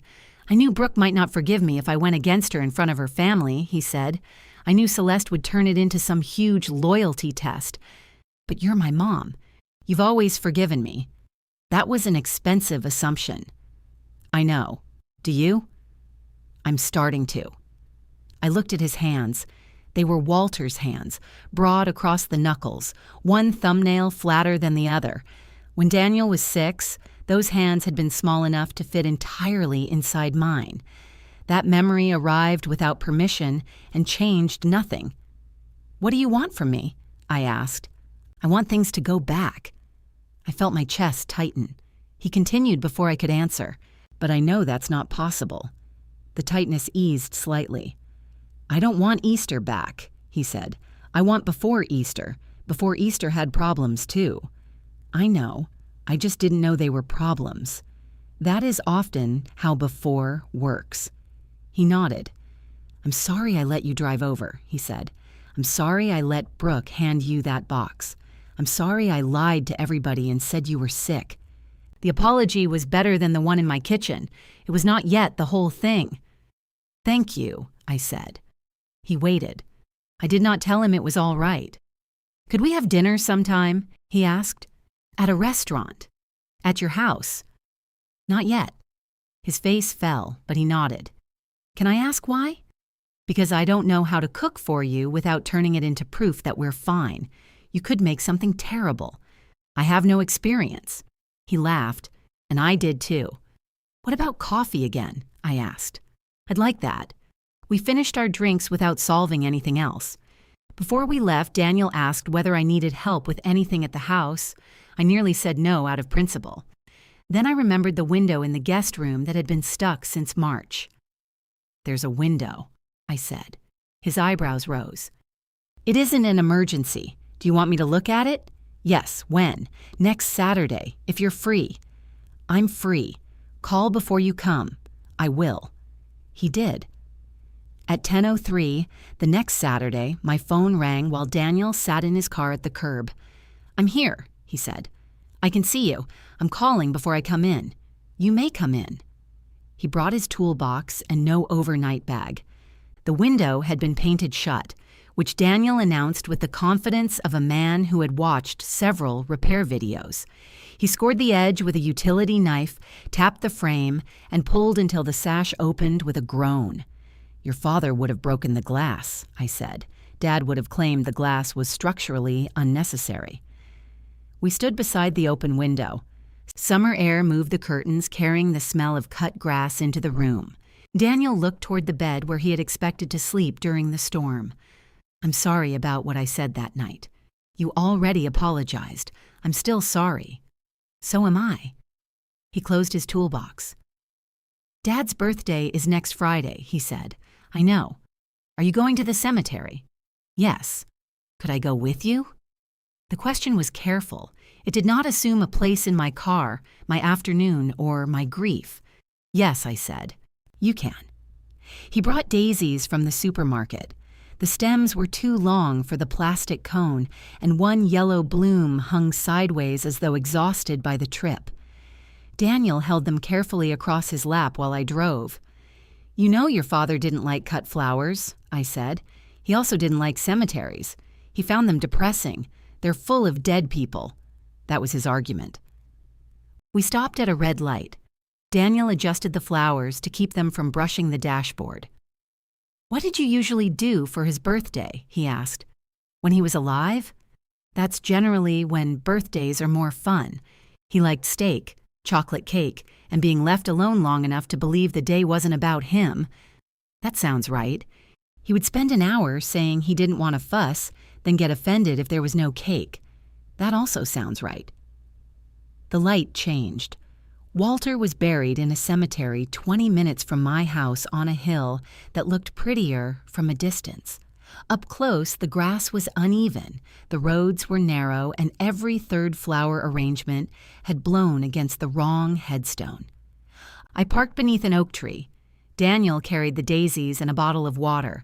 I carried a small cloth and a pair of garden shears. The granite marker was warm from the sun. 1949-2020. Walter had objected to Beloved when we prepared our wills. "It sounds boastful," he had said. "You won't be in charge of the stone. That's unsettling." I knelt and wiped dust from the carved letters. Daniel placed the daisies in the metal vase. They leaned dramatically to one side. "Those look terrible," I said. "I know. Your father would appreciate that." Daniel poured water into the vase and sat on the grass. I lowered myself beside him with less grace and more noise. For a while, we did not speak. The cemetery maintenance crew was trimming hedges near the entrance. Every few minutes, a mower started, stopped, then started again. A crow strutted between two markers with the swagger of a man who had inherited both plots. I came here after Easter, Daniel said. I turned to him. When? The Tuesday after. You didn't tell me? I didn't tell anyone. What did you say to him? Nothing. I sat in the car. Walter had never believed that being dead excused a person from family news. I had spoken to him at the cemetery, in the kitchen, and once in the hardware store when I could not remember which furnace filter to buy. Did it help? I asked. No. Sounds like your father. Daniel smiled. Then he pulled at a blade of grass. You know that thing you said when I came over? About Dad telling me not to walk out on conversations? Yes. He did say that. I know. He also told me I was welcome at your house anytime. I looked at the headstone. Both things can be true, Daniel added. That phrase is becoming overworked in this family. I'm serious. So am I. He would have let me in that night. I don't know that. I do. The old impulse rose in me to defend Walter, defend myself, produce a clean explanation that left the marriage looking consistent. Instead, I picked a dry piece of grass from my skirt. You may be right, I said. Daniel looked surprised. Your father had a softer heart than I do in some ways, I continued. He also avoided enough difficult conversations to qualify as a touring magician. That sounds more accurate. I should not have brought him into our argument. You didn't bring him in. I did. We both used him. As a dead referee. He would hate that. He'd enjoy blowing the whistle. We laughed, and the sound felt strange beside the grave, but not disrespectful. Walter had disliked solemnity when it lasted longer than 15 minutes. Daniel leaned back on his hands. He drove me home once, he said. When? About a year after Brooke and I got married. We had a fight, and I came over to stay. I don't remember that. You were at Paula's. What happened? Dad made me a sandwich. We watched half a baseball game. Then he asked if I had told Brooke where I was. Had you? No. So he drove you home. He said I could sleep at your house if Brooke knew I was there and I'd already tried to talk to her. He wouldn't let me turn disappearing into a strategy. I looked at Walter's name. That would have been useful information, I said. I forgot about it until the night you wouldn't let me in. Convenient timing. I remember what's useful. Your father did too. Daniel pulled another blade of grass and split it lengthwise. I thought being a good husband meant keeping Brooke happy, he said. Then when I couldn't, I thought being a good son meant making sure you weren't angry either. How has that worked? I've made both of you furious, efficient. He smiled, then grew serious again. Brooke told Celeste we're not discussing our marriage with her anymore. How did Celeste take that? She said Brooke was isolating herself from the family. Of course she did. She hasn't called in 12 days. I'm sorry. Brooke says she's relieved. She can be relieved and hurt. I know. He glanced at me. Both things. I warned you. We sat until the sun shifted and the shadow from the headstone reached our shoes.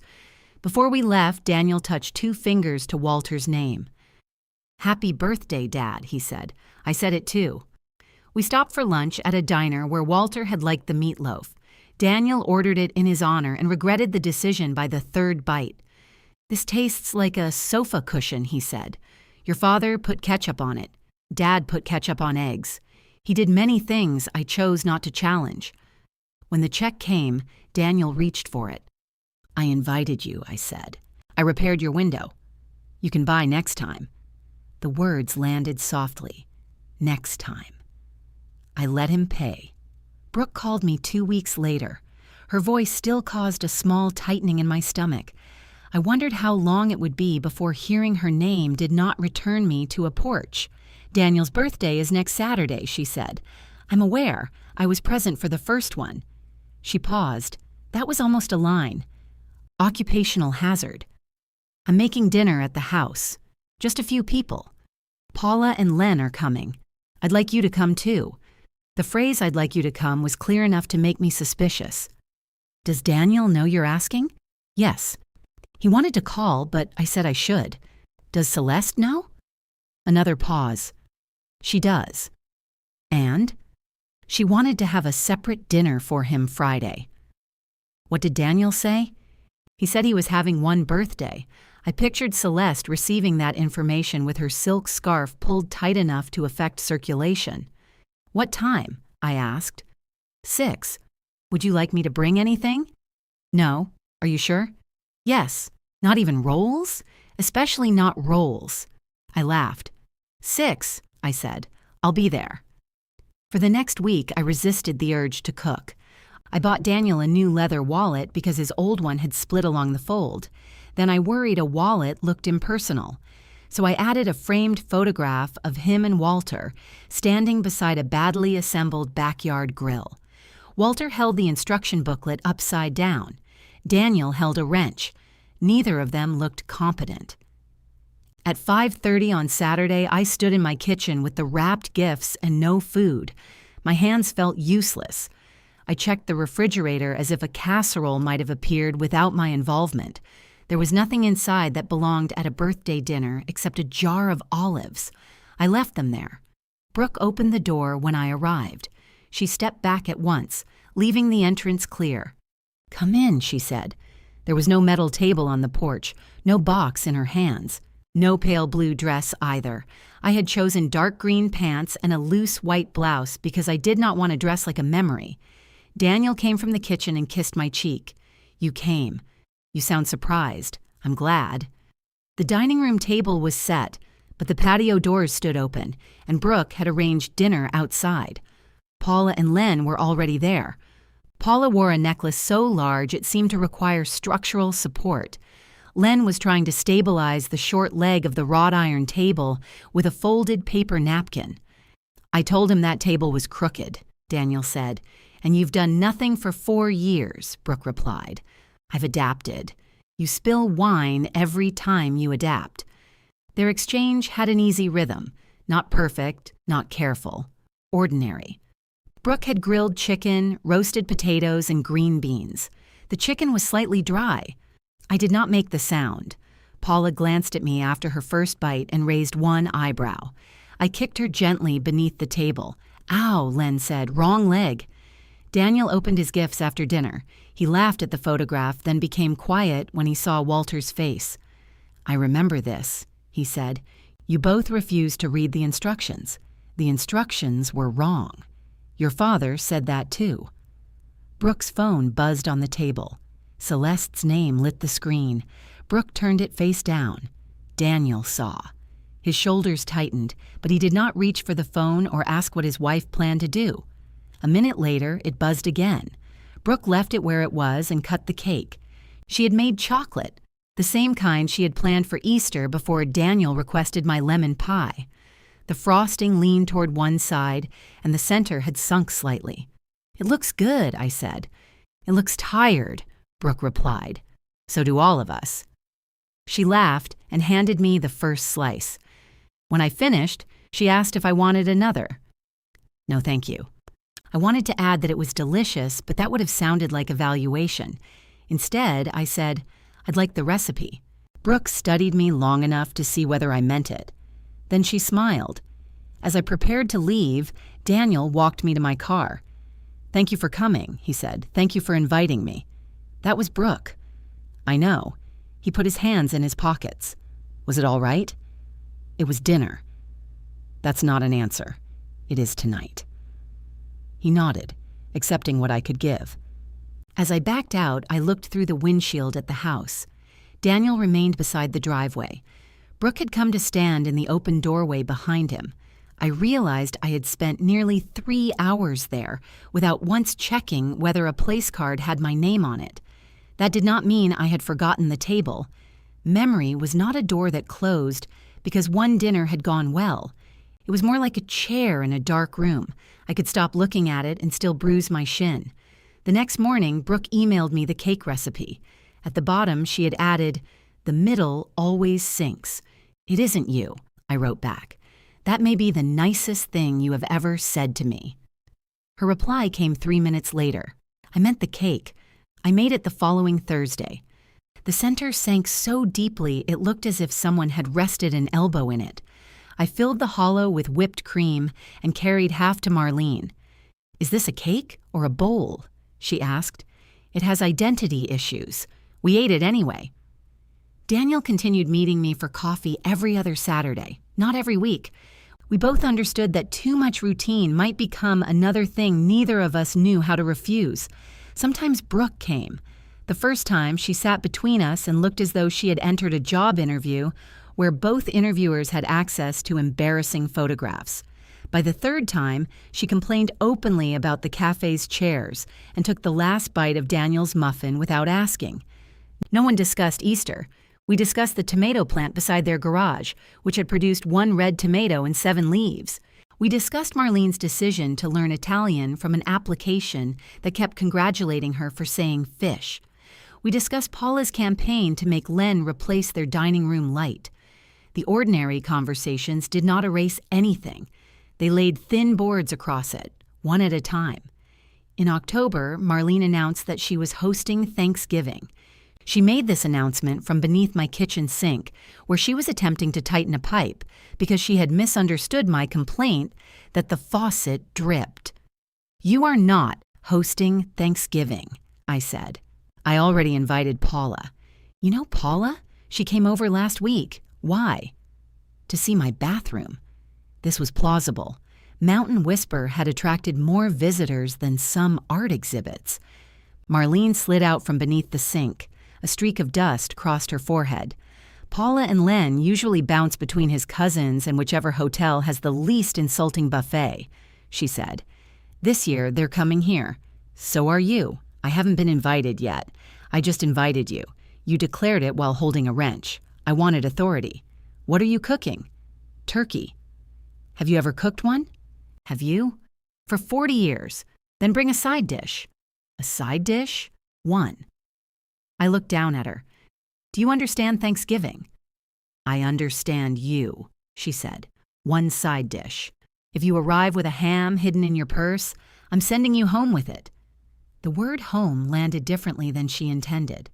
Marlene noticed. "I'm sorry," she said. "You don't have to avoid containers and doorways for the rest of your life. I wasn't avoiding them. I was threatening you." "I know. So you'll come?" I hesitated. Thanksgiving at Daniel and Brooks had not been discussed. Before Easter, I would have assumed I was going.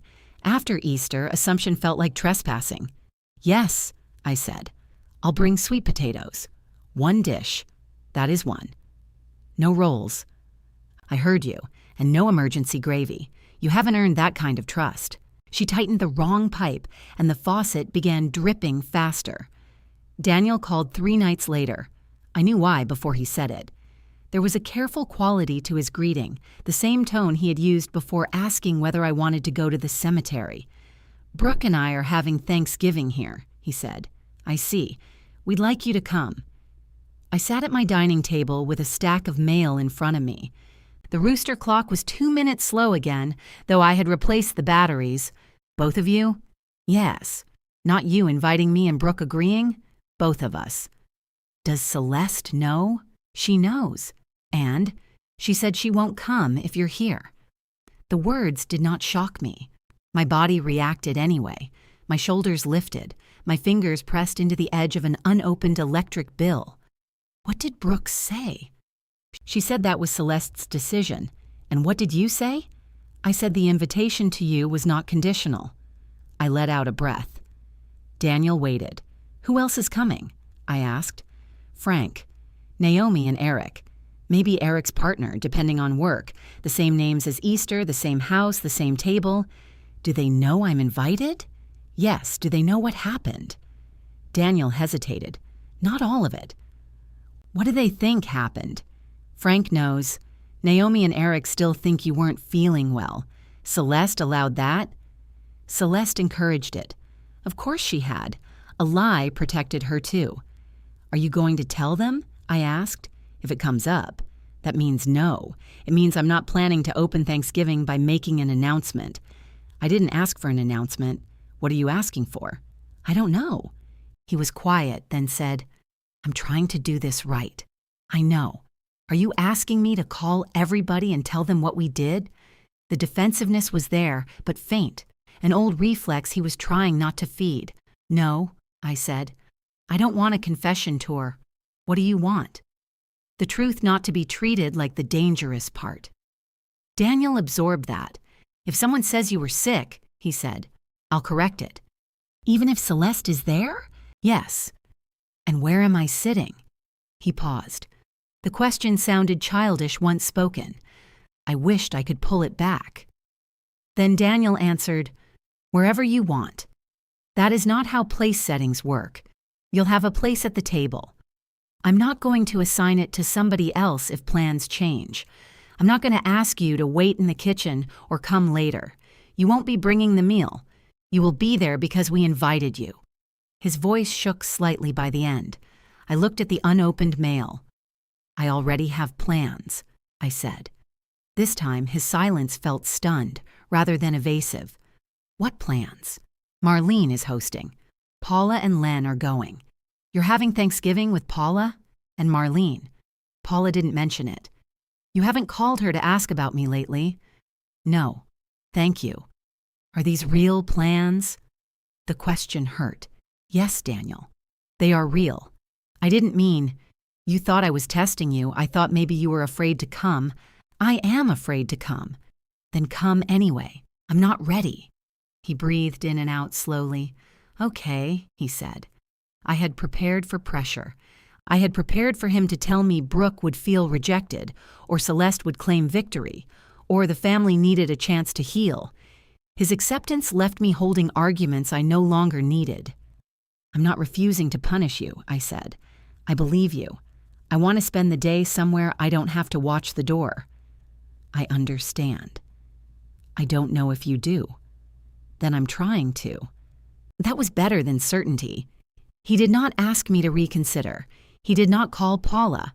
I knew because Paula would have called me within 30 seconds of hanging up with him. Brooke sent a message the following morning. Daniel told me. I'm disappointed, but I understand. I replied, thank you for inviting me directly. After a moment, I added, I hope the day goes well. Her answer came later. Me too. Mom still hasn't decided what she's doing. I did not ask for updates. Thanksgiving morning, I made 1 pan of sweet potatoes. I started to double the recipe, then put the second stick of butter back in the refrigerator. The single pan looked inadequate on my counter. I had spent so many years measuring love by whether leftovers required structural support that moderation felt stingy. Marlene opened her door wearing an apron printed with dancing turkeys. Is that one dish? She asked. Yes. She inspected the pan.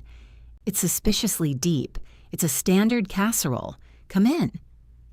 Paula and Len arrived with wine and a bag of ice. Paula had also brought rolls, which proved some people could violate Marlene's rules without a history. The turkey was dry near the edges and nearly raw beside one thigh. We returned it to the oven and ate sweet potatoes, stuffing, green beans, and rolls while we waited. This is why appetizers were invented, Len said.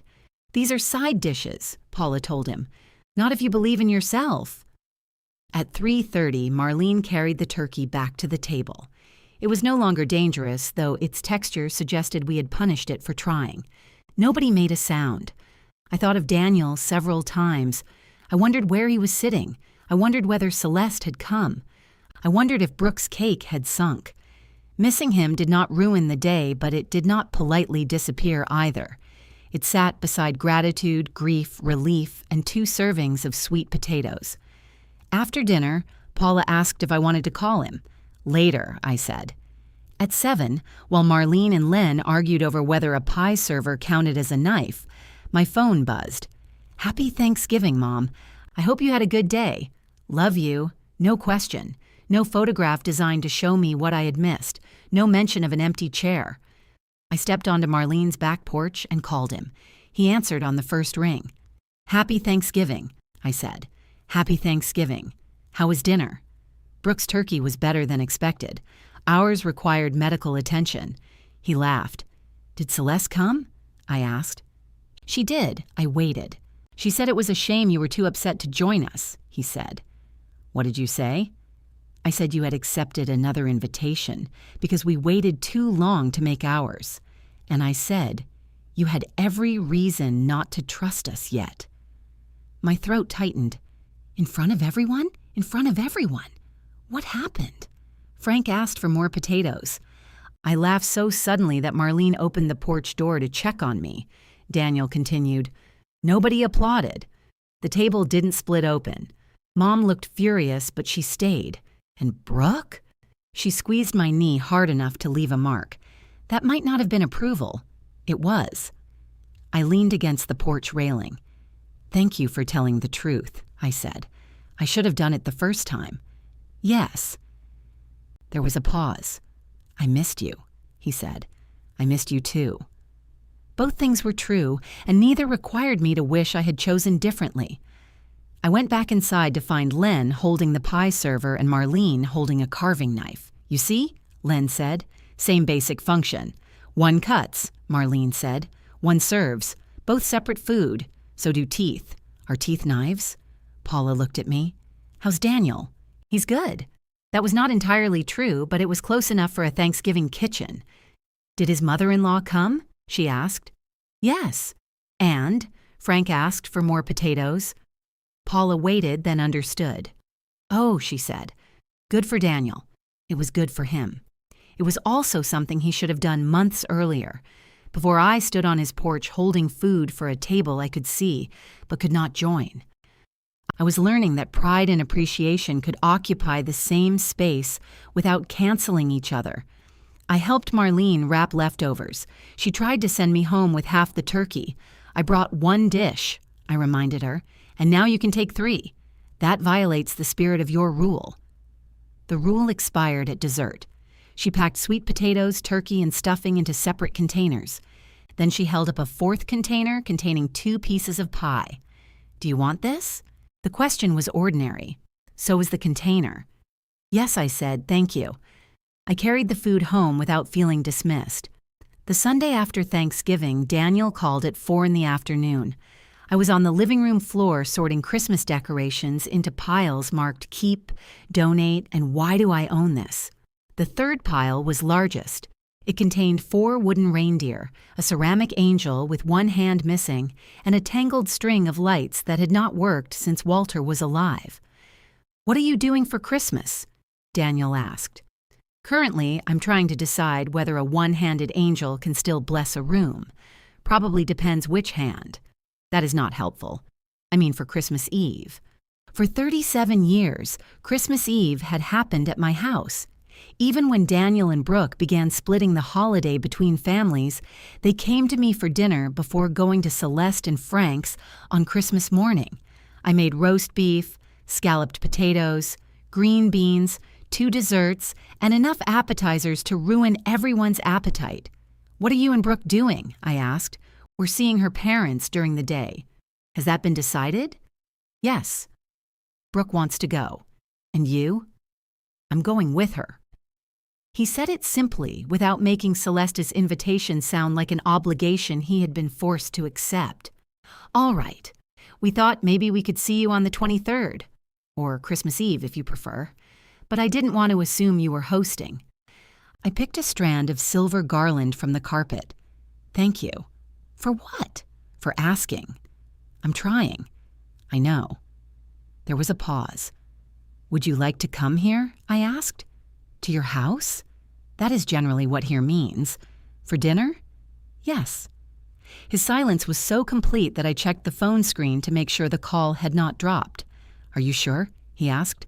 No. He laughed.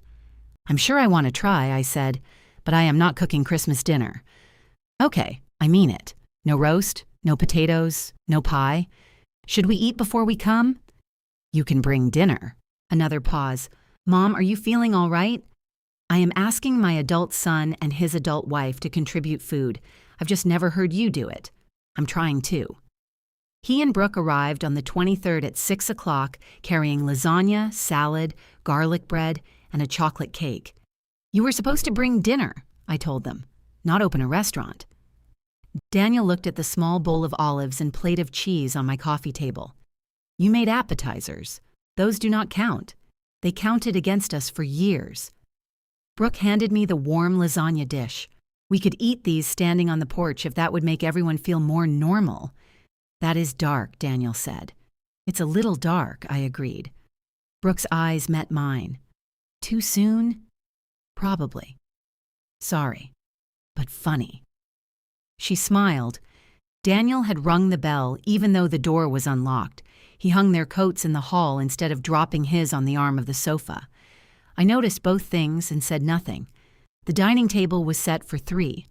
I had considered using paper napkins to prove I was relaxed, then decided performative carelessness was still performance. I used the red cloth ones with embroidered holly leaves. Brooke's lasagna was excellent. I told her so after the second bite, not the first. First bite praise sounded like reassurance. Second bite praise had evidence.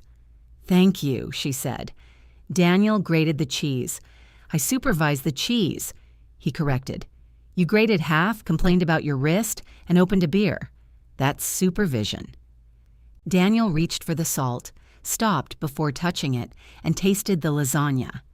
Brooke saw. So did I. Nobody commented. After dinner, we carried our coffee into the living room. I had put up the small tree instead of the 8-foot one Walter used to wrestle into the corner. The little tree sat on a table in front of the window and held only the ornaments I liked. Daniel examined the donation box. "You're getting rid of the wooden reindeer. One has no antlers. That's Prancer. That's kind of you." He pulled out the broken angel.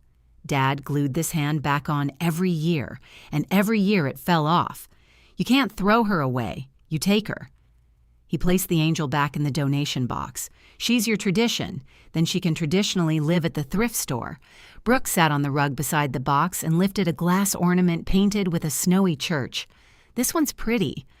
"Walter and I bought it the first Christmas after Daniel moved out," I said. "Your father was convinced empty nest meant we had to become collectors." "What else did you collect?" Brooke asked. "Receipts, mostly." Daniel picked up one of Walter's old ornaments, a tiny wooden toolbox with Dad painted across it. He turned it in his fingers. "We're going to Mom and Dad's tomorrow," Brooke said. I knew she meant Celeste and Frank. I also knew she had not said it to provoke me. "How are things with your mother?" I asked. "Better and worse." "That sounds familiar. She's talking to me again, but she keeps saying she doesn't understand why I'm letting one bad Easter change our whole relationship." "What do you say?" "That Easter didn't change it. Easter showed me what it already was. The words found their mark in me, too." Brooke looked down at the ornament in her hand. I spent a long time thinking loyalty meant making the same person happy every time. She said, "Usually, Mom." Daniel leaned against the sofa. "And when it wasn't her, it was him," she continued. "Then I got angry because nobody was making me happy." "Were we supposed to?" Daniel asked. "I thought you were. What do you think now?" "I think you could start by putting your mug on a coaster." He lifted it and found a faint ring on my end table. "Sorry, Mom." He wiped it with his sleeve. "Use a napkin," Brooke and I said together.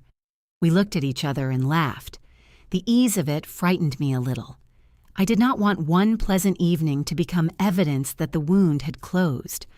I also did not want fear of false forgiveness to make every good moment guilty. When it was time for dessert, I cut the cake. The center had sunk. "I used the recipe you sent Evelyn," Brooke told me. "The recipe is cursed." "The recipe is honest," Daniel said. "It tells you exactly what kind of cake you're getting." We ate it with whipped cream in the hollow. Afterward, Brooke began filling the dishwasher while Daniel wrapped the remaining garlic bread. I stood at the counter with 3 reusable containers. "Do you want lasagna to take home?" I asked Brooke. "We brought it." That was not the question. "Yes, please." I spooned 2 portions into a container and snapped on the lid. Daniel watched my hands. "What?" I asked. "Nothing. It is clearly something." He set down the foil. "I keep thinking about the box." The kitchen went quiet. Brooke closed the dishwasher but did not start it. "I don't want tonight to become about Easter," Daniel said. "I just don't want to keep avoiding it because things have been better." I put the container on the counter. "All right." He pulled out a chair and sat at the table. Brooke remained beside the dishwasher. I sat across from him. Daniel looked at me directly. "I knew before I called you Easter morning," he said. "Yes, I knew Celeste had said she wouldn't stay if you came. I knew Brooke had packed the food. I called anyway and asked how the ham was going. Brooke folded her arms across her chest. I told myself I was buying time, he continued. But mostly I didn't want to be the one who called and told you. I wanted Celeste to change her mind so I wouldn't have to choose anything. I listened. When you arrived, I saw the pan in your hands. I saw the bags. I knew you'd done exactly what I asked, and I still stood behind Brooke instead of beside you. His voice thickened, but he did not look away. Then I asked you not to make it bigger because I needed you to act like it was small. I lied to everyone at the table and said you were sick. I waited until dinner was over to call because I wanted the day to finish before I dealt with what I'd done. Brooke sat down beside him. Daniel twisted his wedding ring once, then stopped himself. I'm sorry I let you cook for a meal I knew you might not be allowed to eat, he said. I'm sorry I chose the person whose anger scared me most and assumed your love would protect me from losing you. I'm sorry I made your reaction the problem. And I'm sorry it took losing my key and Sunday dinners for me to understand that I had already locked you out of something. The last sentence was almost too polished. Another line, perhaps. But his face was not polished. His eyes were red, and he looked embarrassed by his own tears. Thank you, I said. I'm not asking for the key back. I know. I'm not asking you to say it's okay. It isn't. I know. Brooke touched his wrist. I looked at both of them. I have spent most of my life making myself useful, I said. Cooking, fixing, remembering, smoothing. It felt like love because much of it was love. But some of it was fear. Daniel frowned slightly. Fear of what? Of finding out whether people still wanted me when I wasn't doing something for them. He lowered his eyes. You gave me an answer on Easter, I said. Maybe not the only answer, but one I can't pretend I didn't hear. I do want you. I believe you want me now. The words hurt him. I let them. Trust isn't a switch, I said. It's more like that terrible tomato plant. You cannot glare at it and demand fruit. That plant gave us one tomato. Then you're ahead of schedule. He laughed through his tears. Brooke reached across the table, not for my hand, but for the container of lasagna. We should go, she said softly. At the door, Daniel hugged me. He waited a fraction of a second before doing it, enough time for me to refuse. I did not. Brooke hugged me too, briefly. After their car disappeared, I returned to the kitchen and opened the junk drawer. Daniel's old key lay beneath the takeout menus, its strip of masking tape still curled at one corner. I picked it up. For several minutes I stood there with the key in my palm. Then I put it back and closed the drawer. Forgiveness could enter through the front door. It did not need a key. Paula asked about the key on Christmas Day. She and Len had invited me for lunch, which turned into dinner because Len insisted on roasting a duck he had seen prepared on television. The television duck had emerged golden and crisp.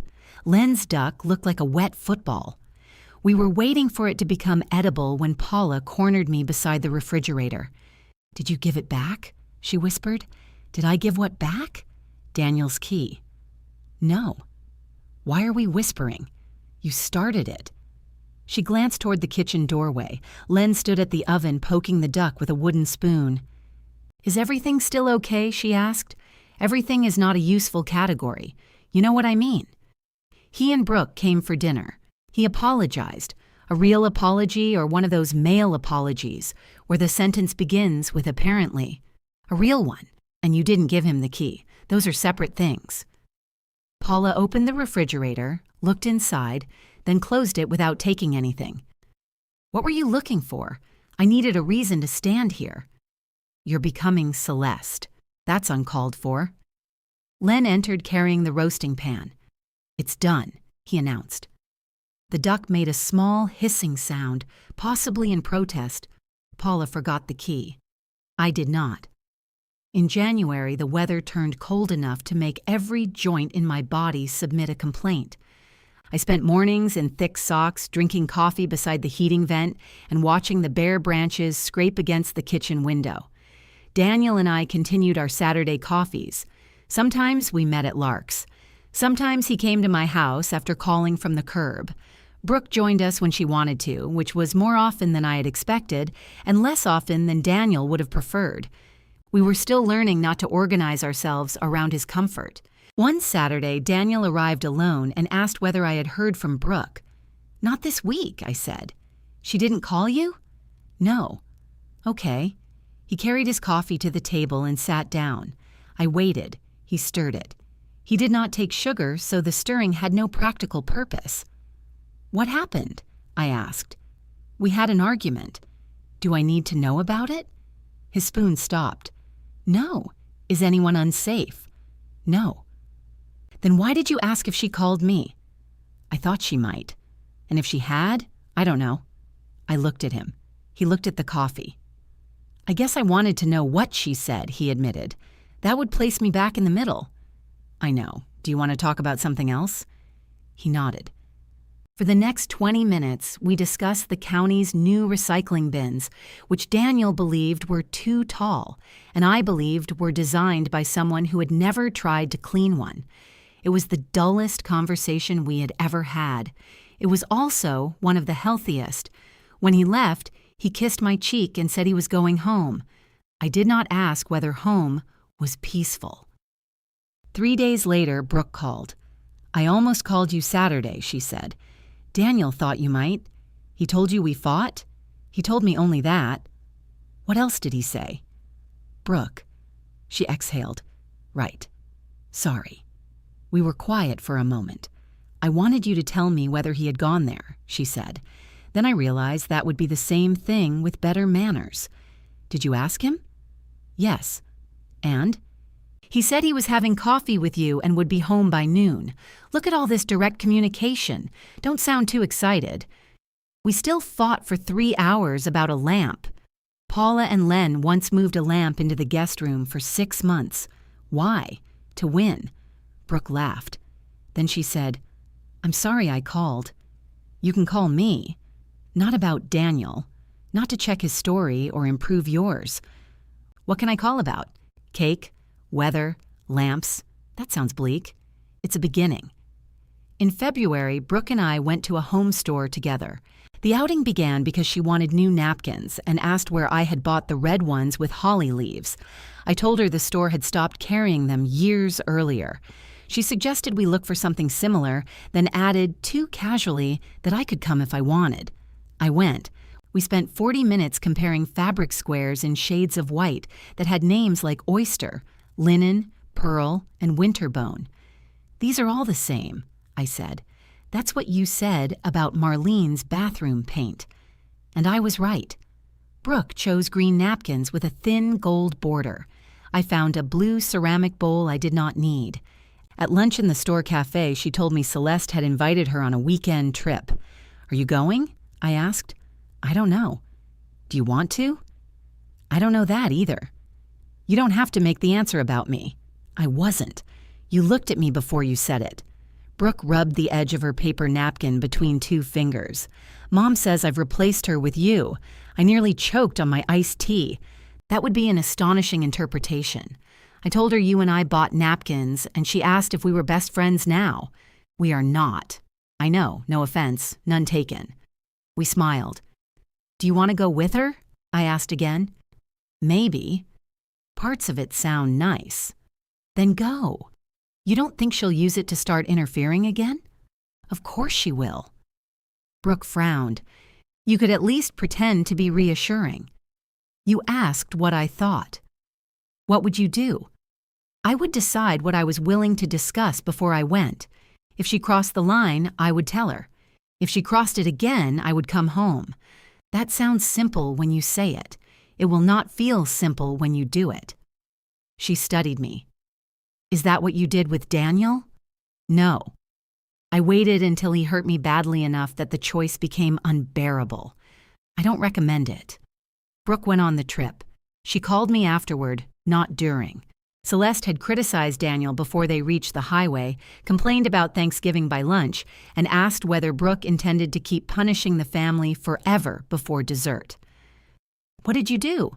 I asked. I told her Daniel wasn't available as a topic. And she didn't speak to me for most of the drive home.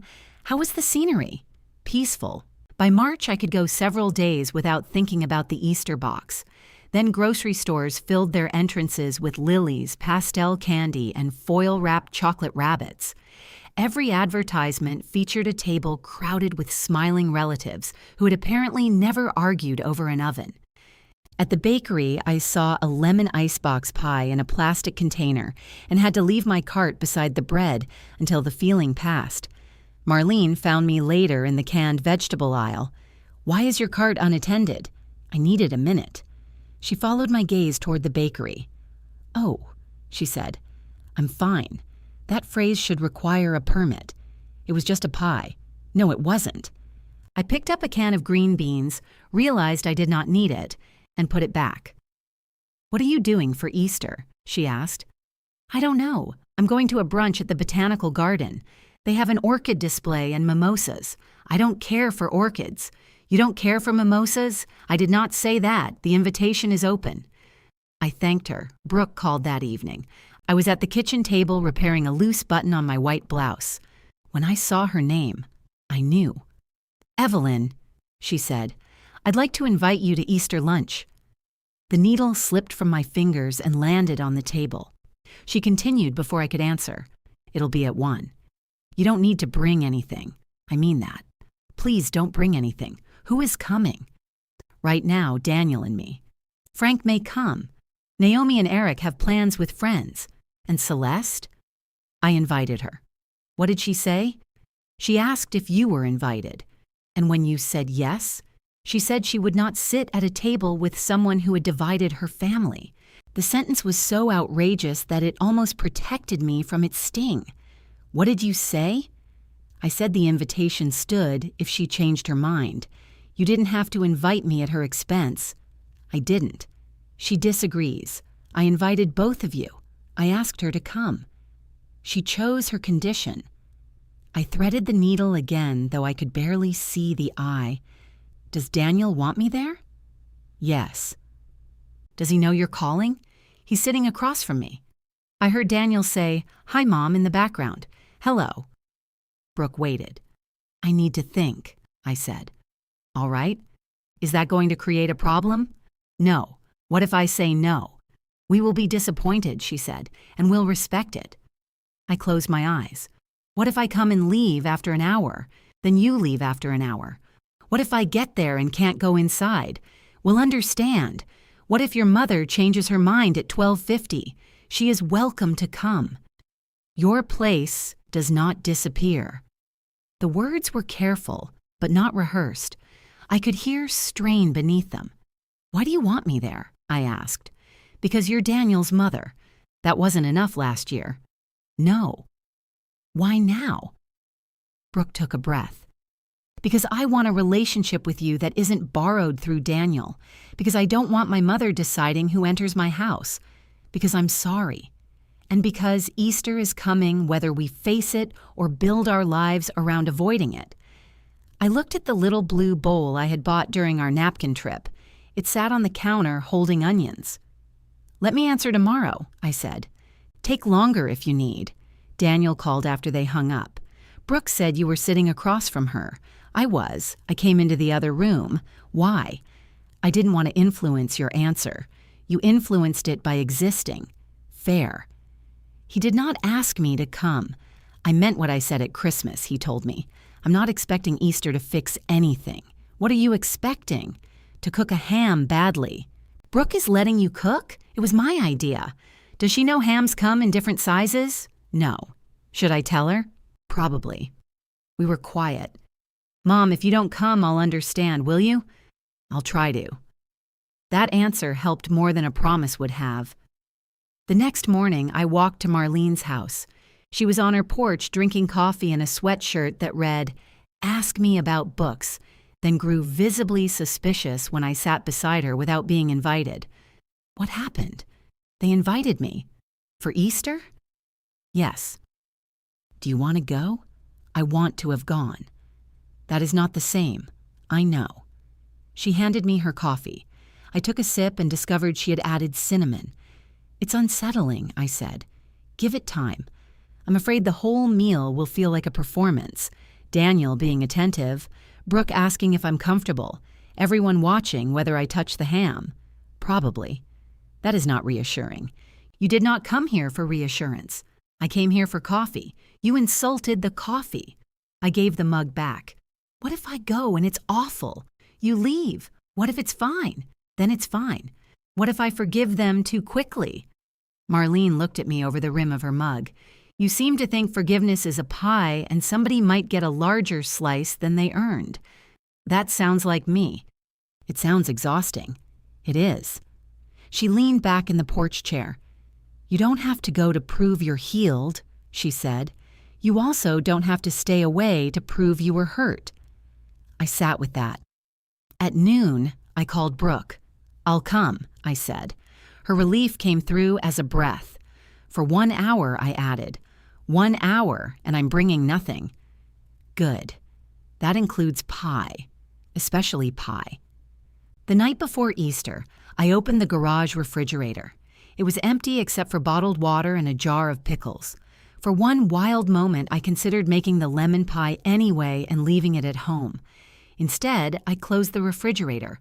On Easter morning, I slept until 7:30. No ham, no dough rising beneath a towel, no legal pad on the counter. I drank coffee, ate toast, and took longer than necessary choosing clothes. The blue dress remained in the back of my closet. I wore a soft lavender dress with pockets and the silver hoops that did not hurt my ears. I put on lipstick, wiped it off, then put it on again. At 12:40, I pulled up outside Daniel and Brooke's house. 3 cars were parked along the curb. Frank's sedan was not among them, neither was Celeste's SUV. I sat behind the wheel with both hands in my lap. Through the dining room window, I could see the white tablecloth and yellow tulips. My chest tightened. The front door opened.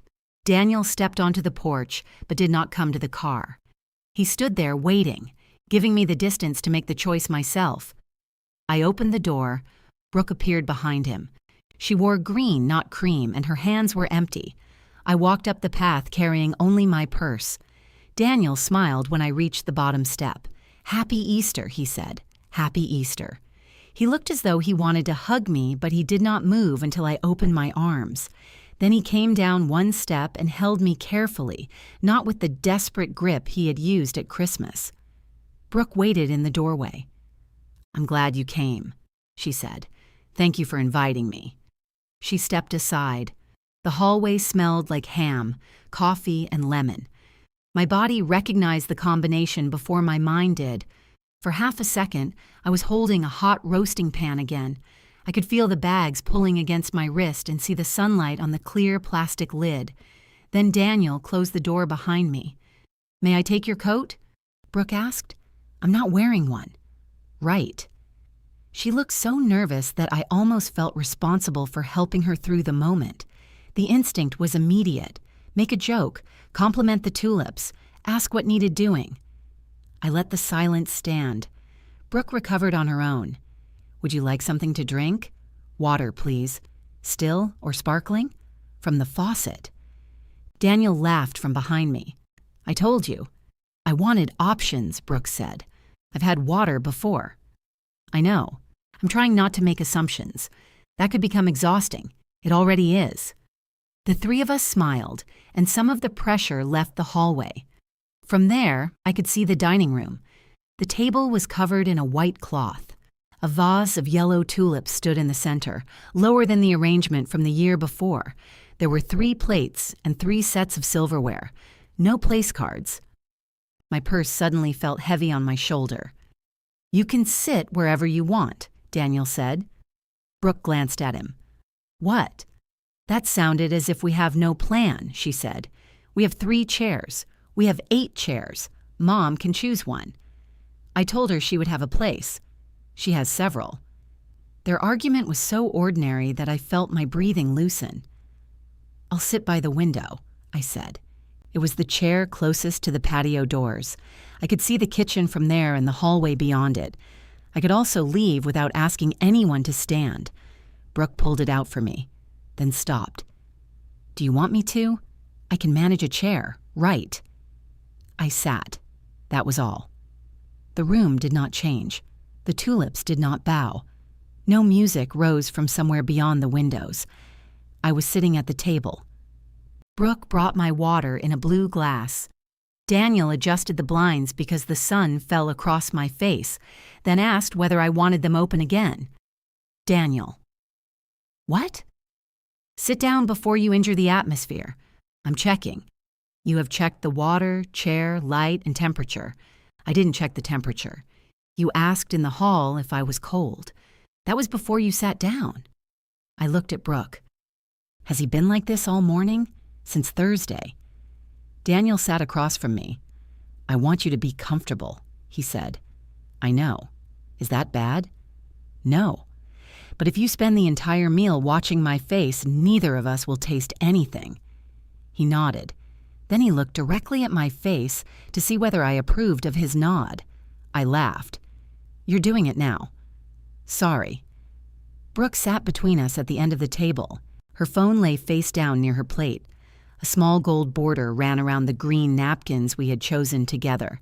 She had folded mine into a rectangle instead of shaping it like a flower or stuffing it into a glass.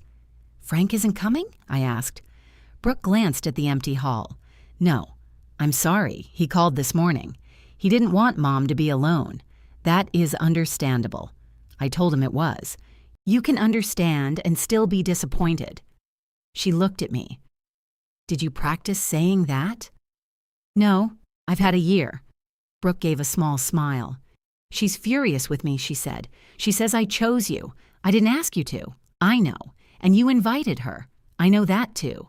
Then this is her decision. That doesn't make it feel like less of a loss. No. Daniel began to say something, then stopped. Brooke noticed. What? Nothing. You made the face. What face?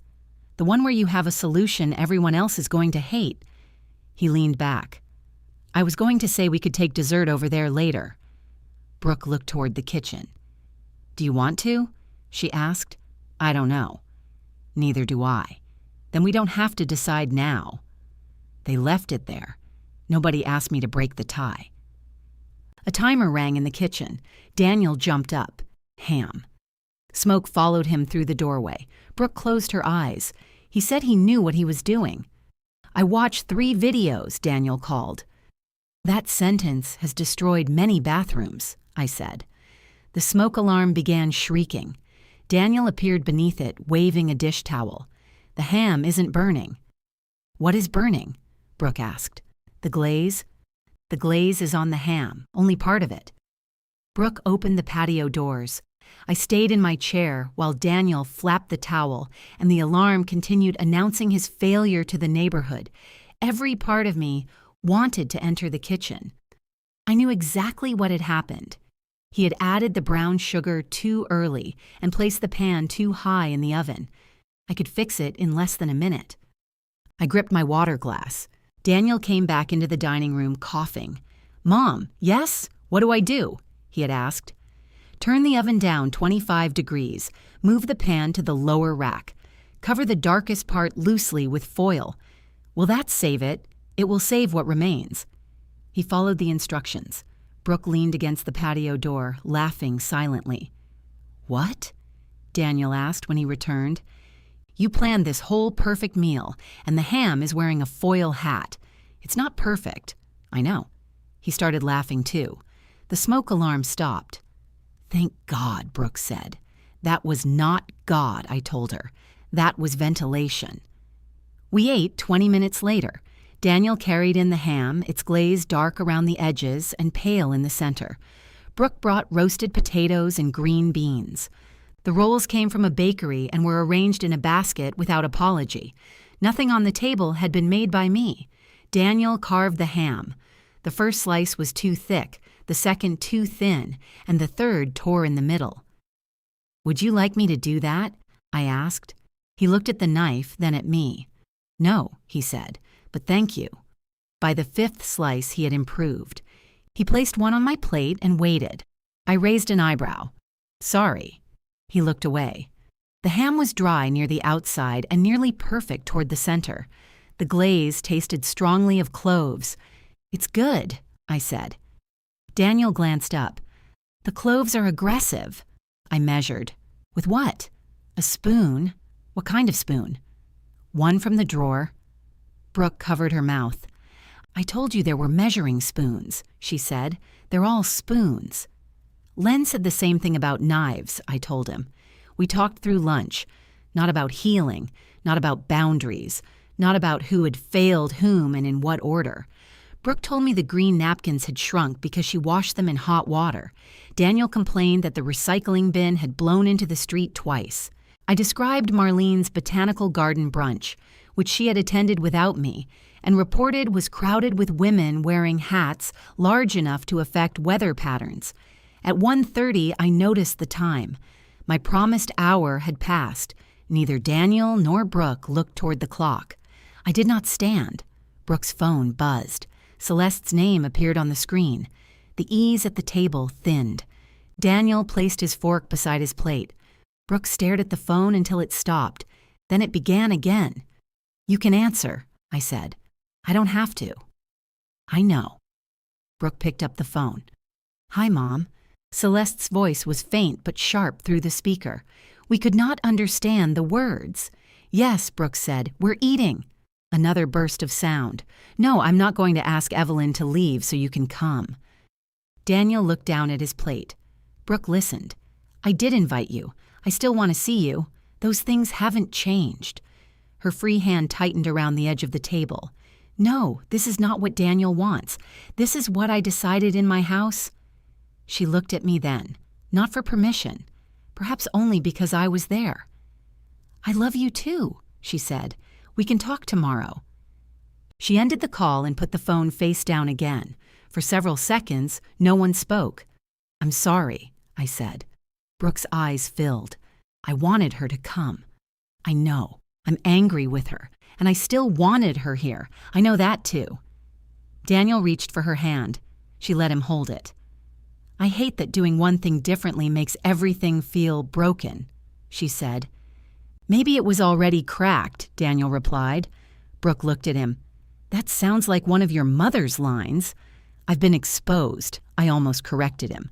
The sentence had not sounded like me. It had sounded like him. Instead, I ate another bite of ham. After lunch, Brooke cleared the plates while Daniel made coffee. I offered to help. "You're a guest," Brooke said. "I'm capable of carrying dishes." "I know, you're also a guest." The second time, the word did not sound like a way to keep me outside. I carried my water glass to the kitchen and left the rest. On the counter sat a lemon icebox pie. The topping was slightly uneven. The lemon curls in the center were thicker than mine and arranged in no recognizable pattern. I stopped. Daniel followed my gaze. "I made it," he said. "You made pie?" "I had the recipe." "What recipe?" "I took a picture of your card years ago." "Why?" "I was going to make it for Dad's birthday." "Did you?" "No. It looked difficult. It has 6 ingredients. One of them says fold." Brooke opened the refrigerator. "He called me from the grocery store because he couldn't find folded cream. I thought it might be a brand." I laughed until I had to hold the edge of the counter. Daniel looked pleased with himself. "You're eating it even if it's terrible," he said. "I was invited as a guest, not a hostage." The pie was soft. Daniel had not chilled it long enough, and the crust fell apart when he lifted the first slice. He tried again with the pie server. The second piece leaned dangerously, but reached my plate. We returned to the table. I took a bite. The filling was too tart and not quite sweet enough. One small lump of cream cheese had survived near the crust. "Well?" Daniel asked. I swallowed. "It tastes like Easter." His expression changed. "Last Easter?" "No." I took another bite. "It tastes like this one." Brooke reached across and touched his arm. At 2:15, I stood. "You don't have to leave," Daniel said. "I know. Are you sure?" "Yes." He accepted it. Brooke carried the coffee cups to the kitchen. I retrieved my purse from the sideboard and checked that I had my phone. Daniel walked me into the hallway. "Thank you for coming," he said. "Thank you for making the ham." "Too many cloves?" "Yes." "I'll know next time." next time did not frighten me. Brooke returned holding a clean takeout container, clear lid, black bottom. She stopped when she saw my face. "I'm sorry," she said immediately. "I wasn't thinking." Daniel turned toward her. "What?" Brooke lowered the container. "I was going to ask if she wanted pie." No one moved. The box looked nearly identical to the one she had held the year before. Perhaps it was the same brand. Perhaps every black-bottomed container in America had been manufactured specifically to test my character. Brooke began to set it on the hall table. "You don't have to take anything," she said. I looked back through the dining room doorway. My napkin was unfolded beside my empty plate. My water glass held melting ice. The chair by the window stood slightly away from the table where I had pushed it back. I had sat down. I had eaten ham, potatoes, green beans, rolls, and Daniel's uneven pie. I had stayed longer than I promised because I chose to. The box was not replacing any of it. "Ask me," I said. Brooke looked uncertain. "What?" "Ask me if I want pie." Her eyes filled again, but this time she smiled. "Would you like a piece of pie to take home?" "Yes," I said. "I would." She carried the container back to the kitchen. Daniel rubbed his hand over his mouth. "I didn't even see it," he said. "You were not required to throw yourself in front of the box." "I might have. That would have been dramatic. I learned from Celeste." Brooke returned with a generous slice of pie inside the container. A little whipped topping touched the lid. "Is that enough?" she asked. "It's plenty." "Do you want another piece?" "One is enough." "Fork?" "I own forks." She snapped the lid closed and handed it to me. The plastic was cool against my palms. "Thank you," I said. Brooke nodded. I hugged her first. Her arms came around me carefully, then tightened. When we separated, neither of us called the moment closure or forgiveness. It was a hug in a hallway after lunch. Daniel walked me to the car. At the curb, he opened my door and I placed the box on the passenger seat. "You'll call when you get home?" he asked. "Yes. Do you want me to follow you?" "No. Had to check. I know." He closed the door and stepped back. In the rearview mirror, I watched him return to the porch. Brooke stood there waiting. He put his arm around her, and they went inside together. When I reached home, I called as promised. Then I changed out of my lavender dress, hung it in the closet, and carried the takeout box to the kitchen. I did not put it in the refrigerator. I set it on the table, made coffee, and opened the lid. The slice had shifted during the drive. Crust crumbs dotted the black plastic bottom, and the lemon filling leaned to one side. I took a fork from the drawer and sat down. The pie was still too tart. I ate it anyway. The box had come home with me, but my place at the table had not.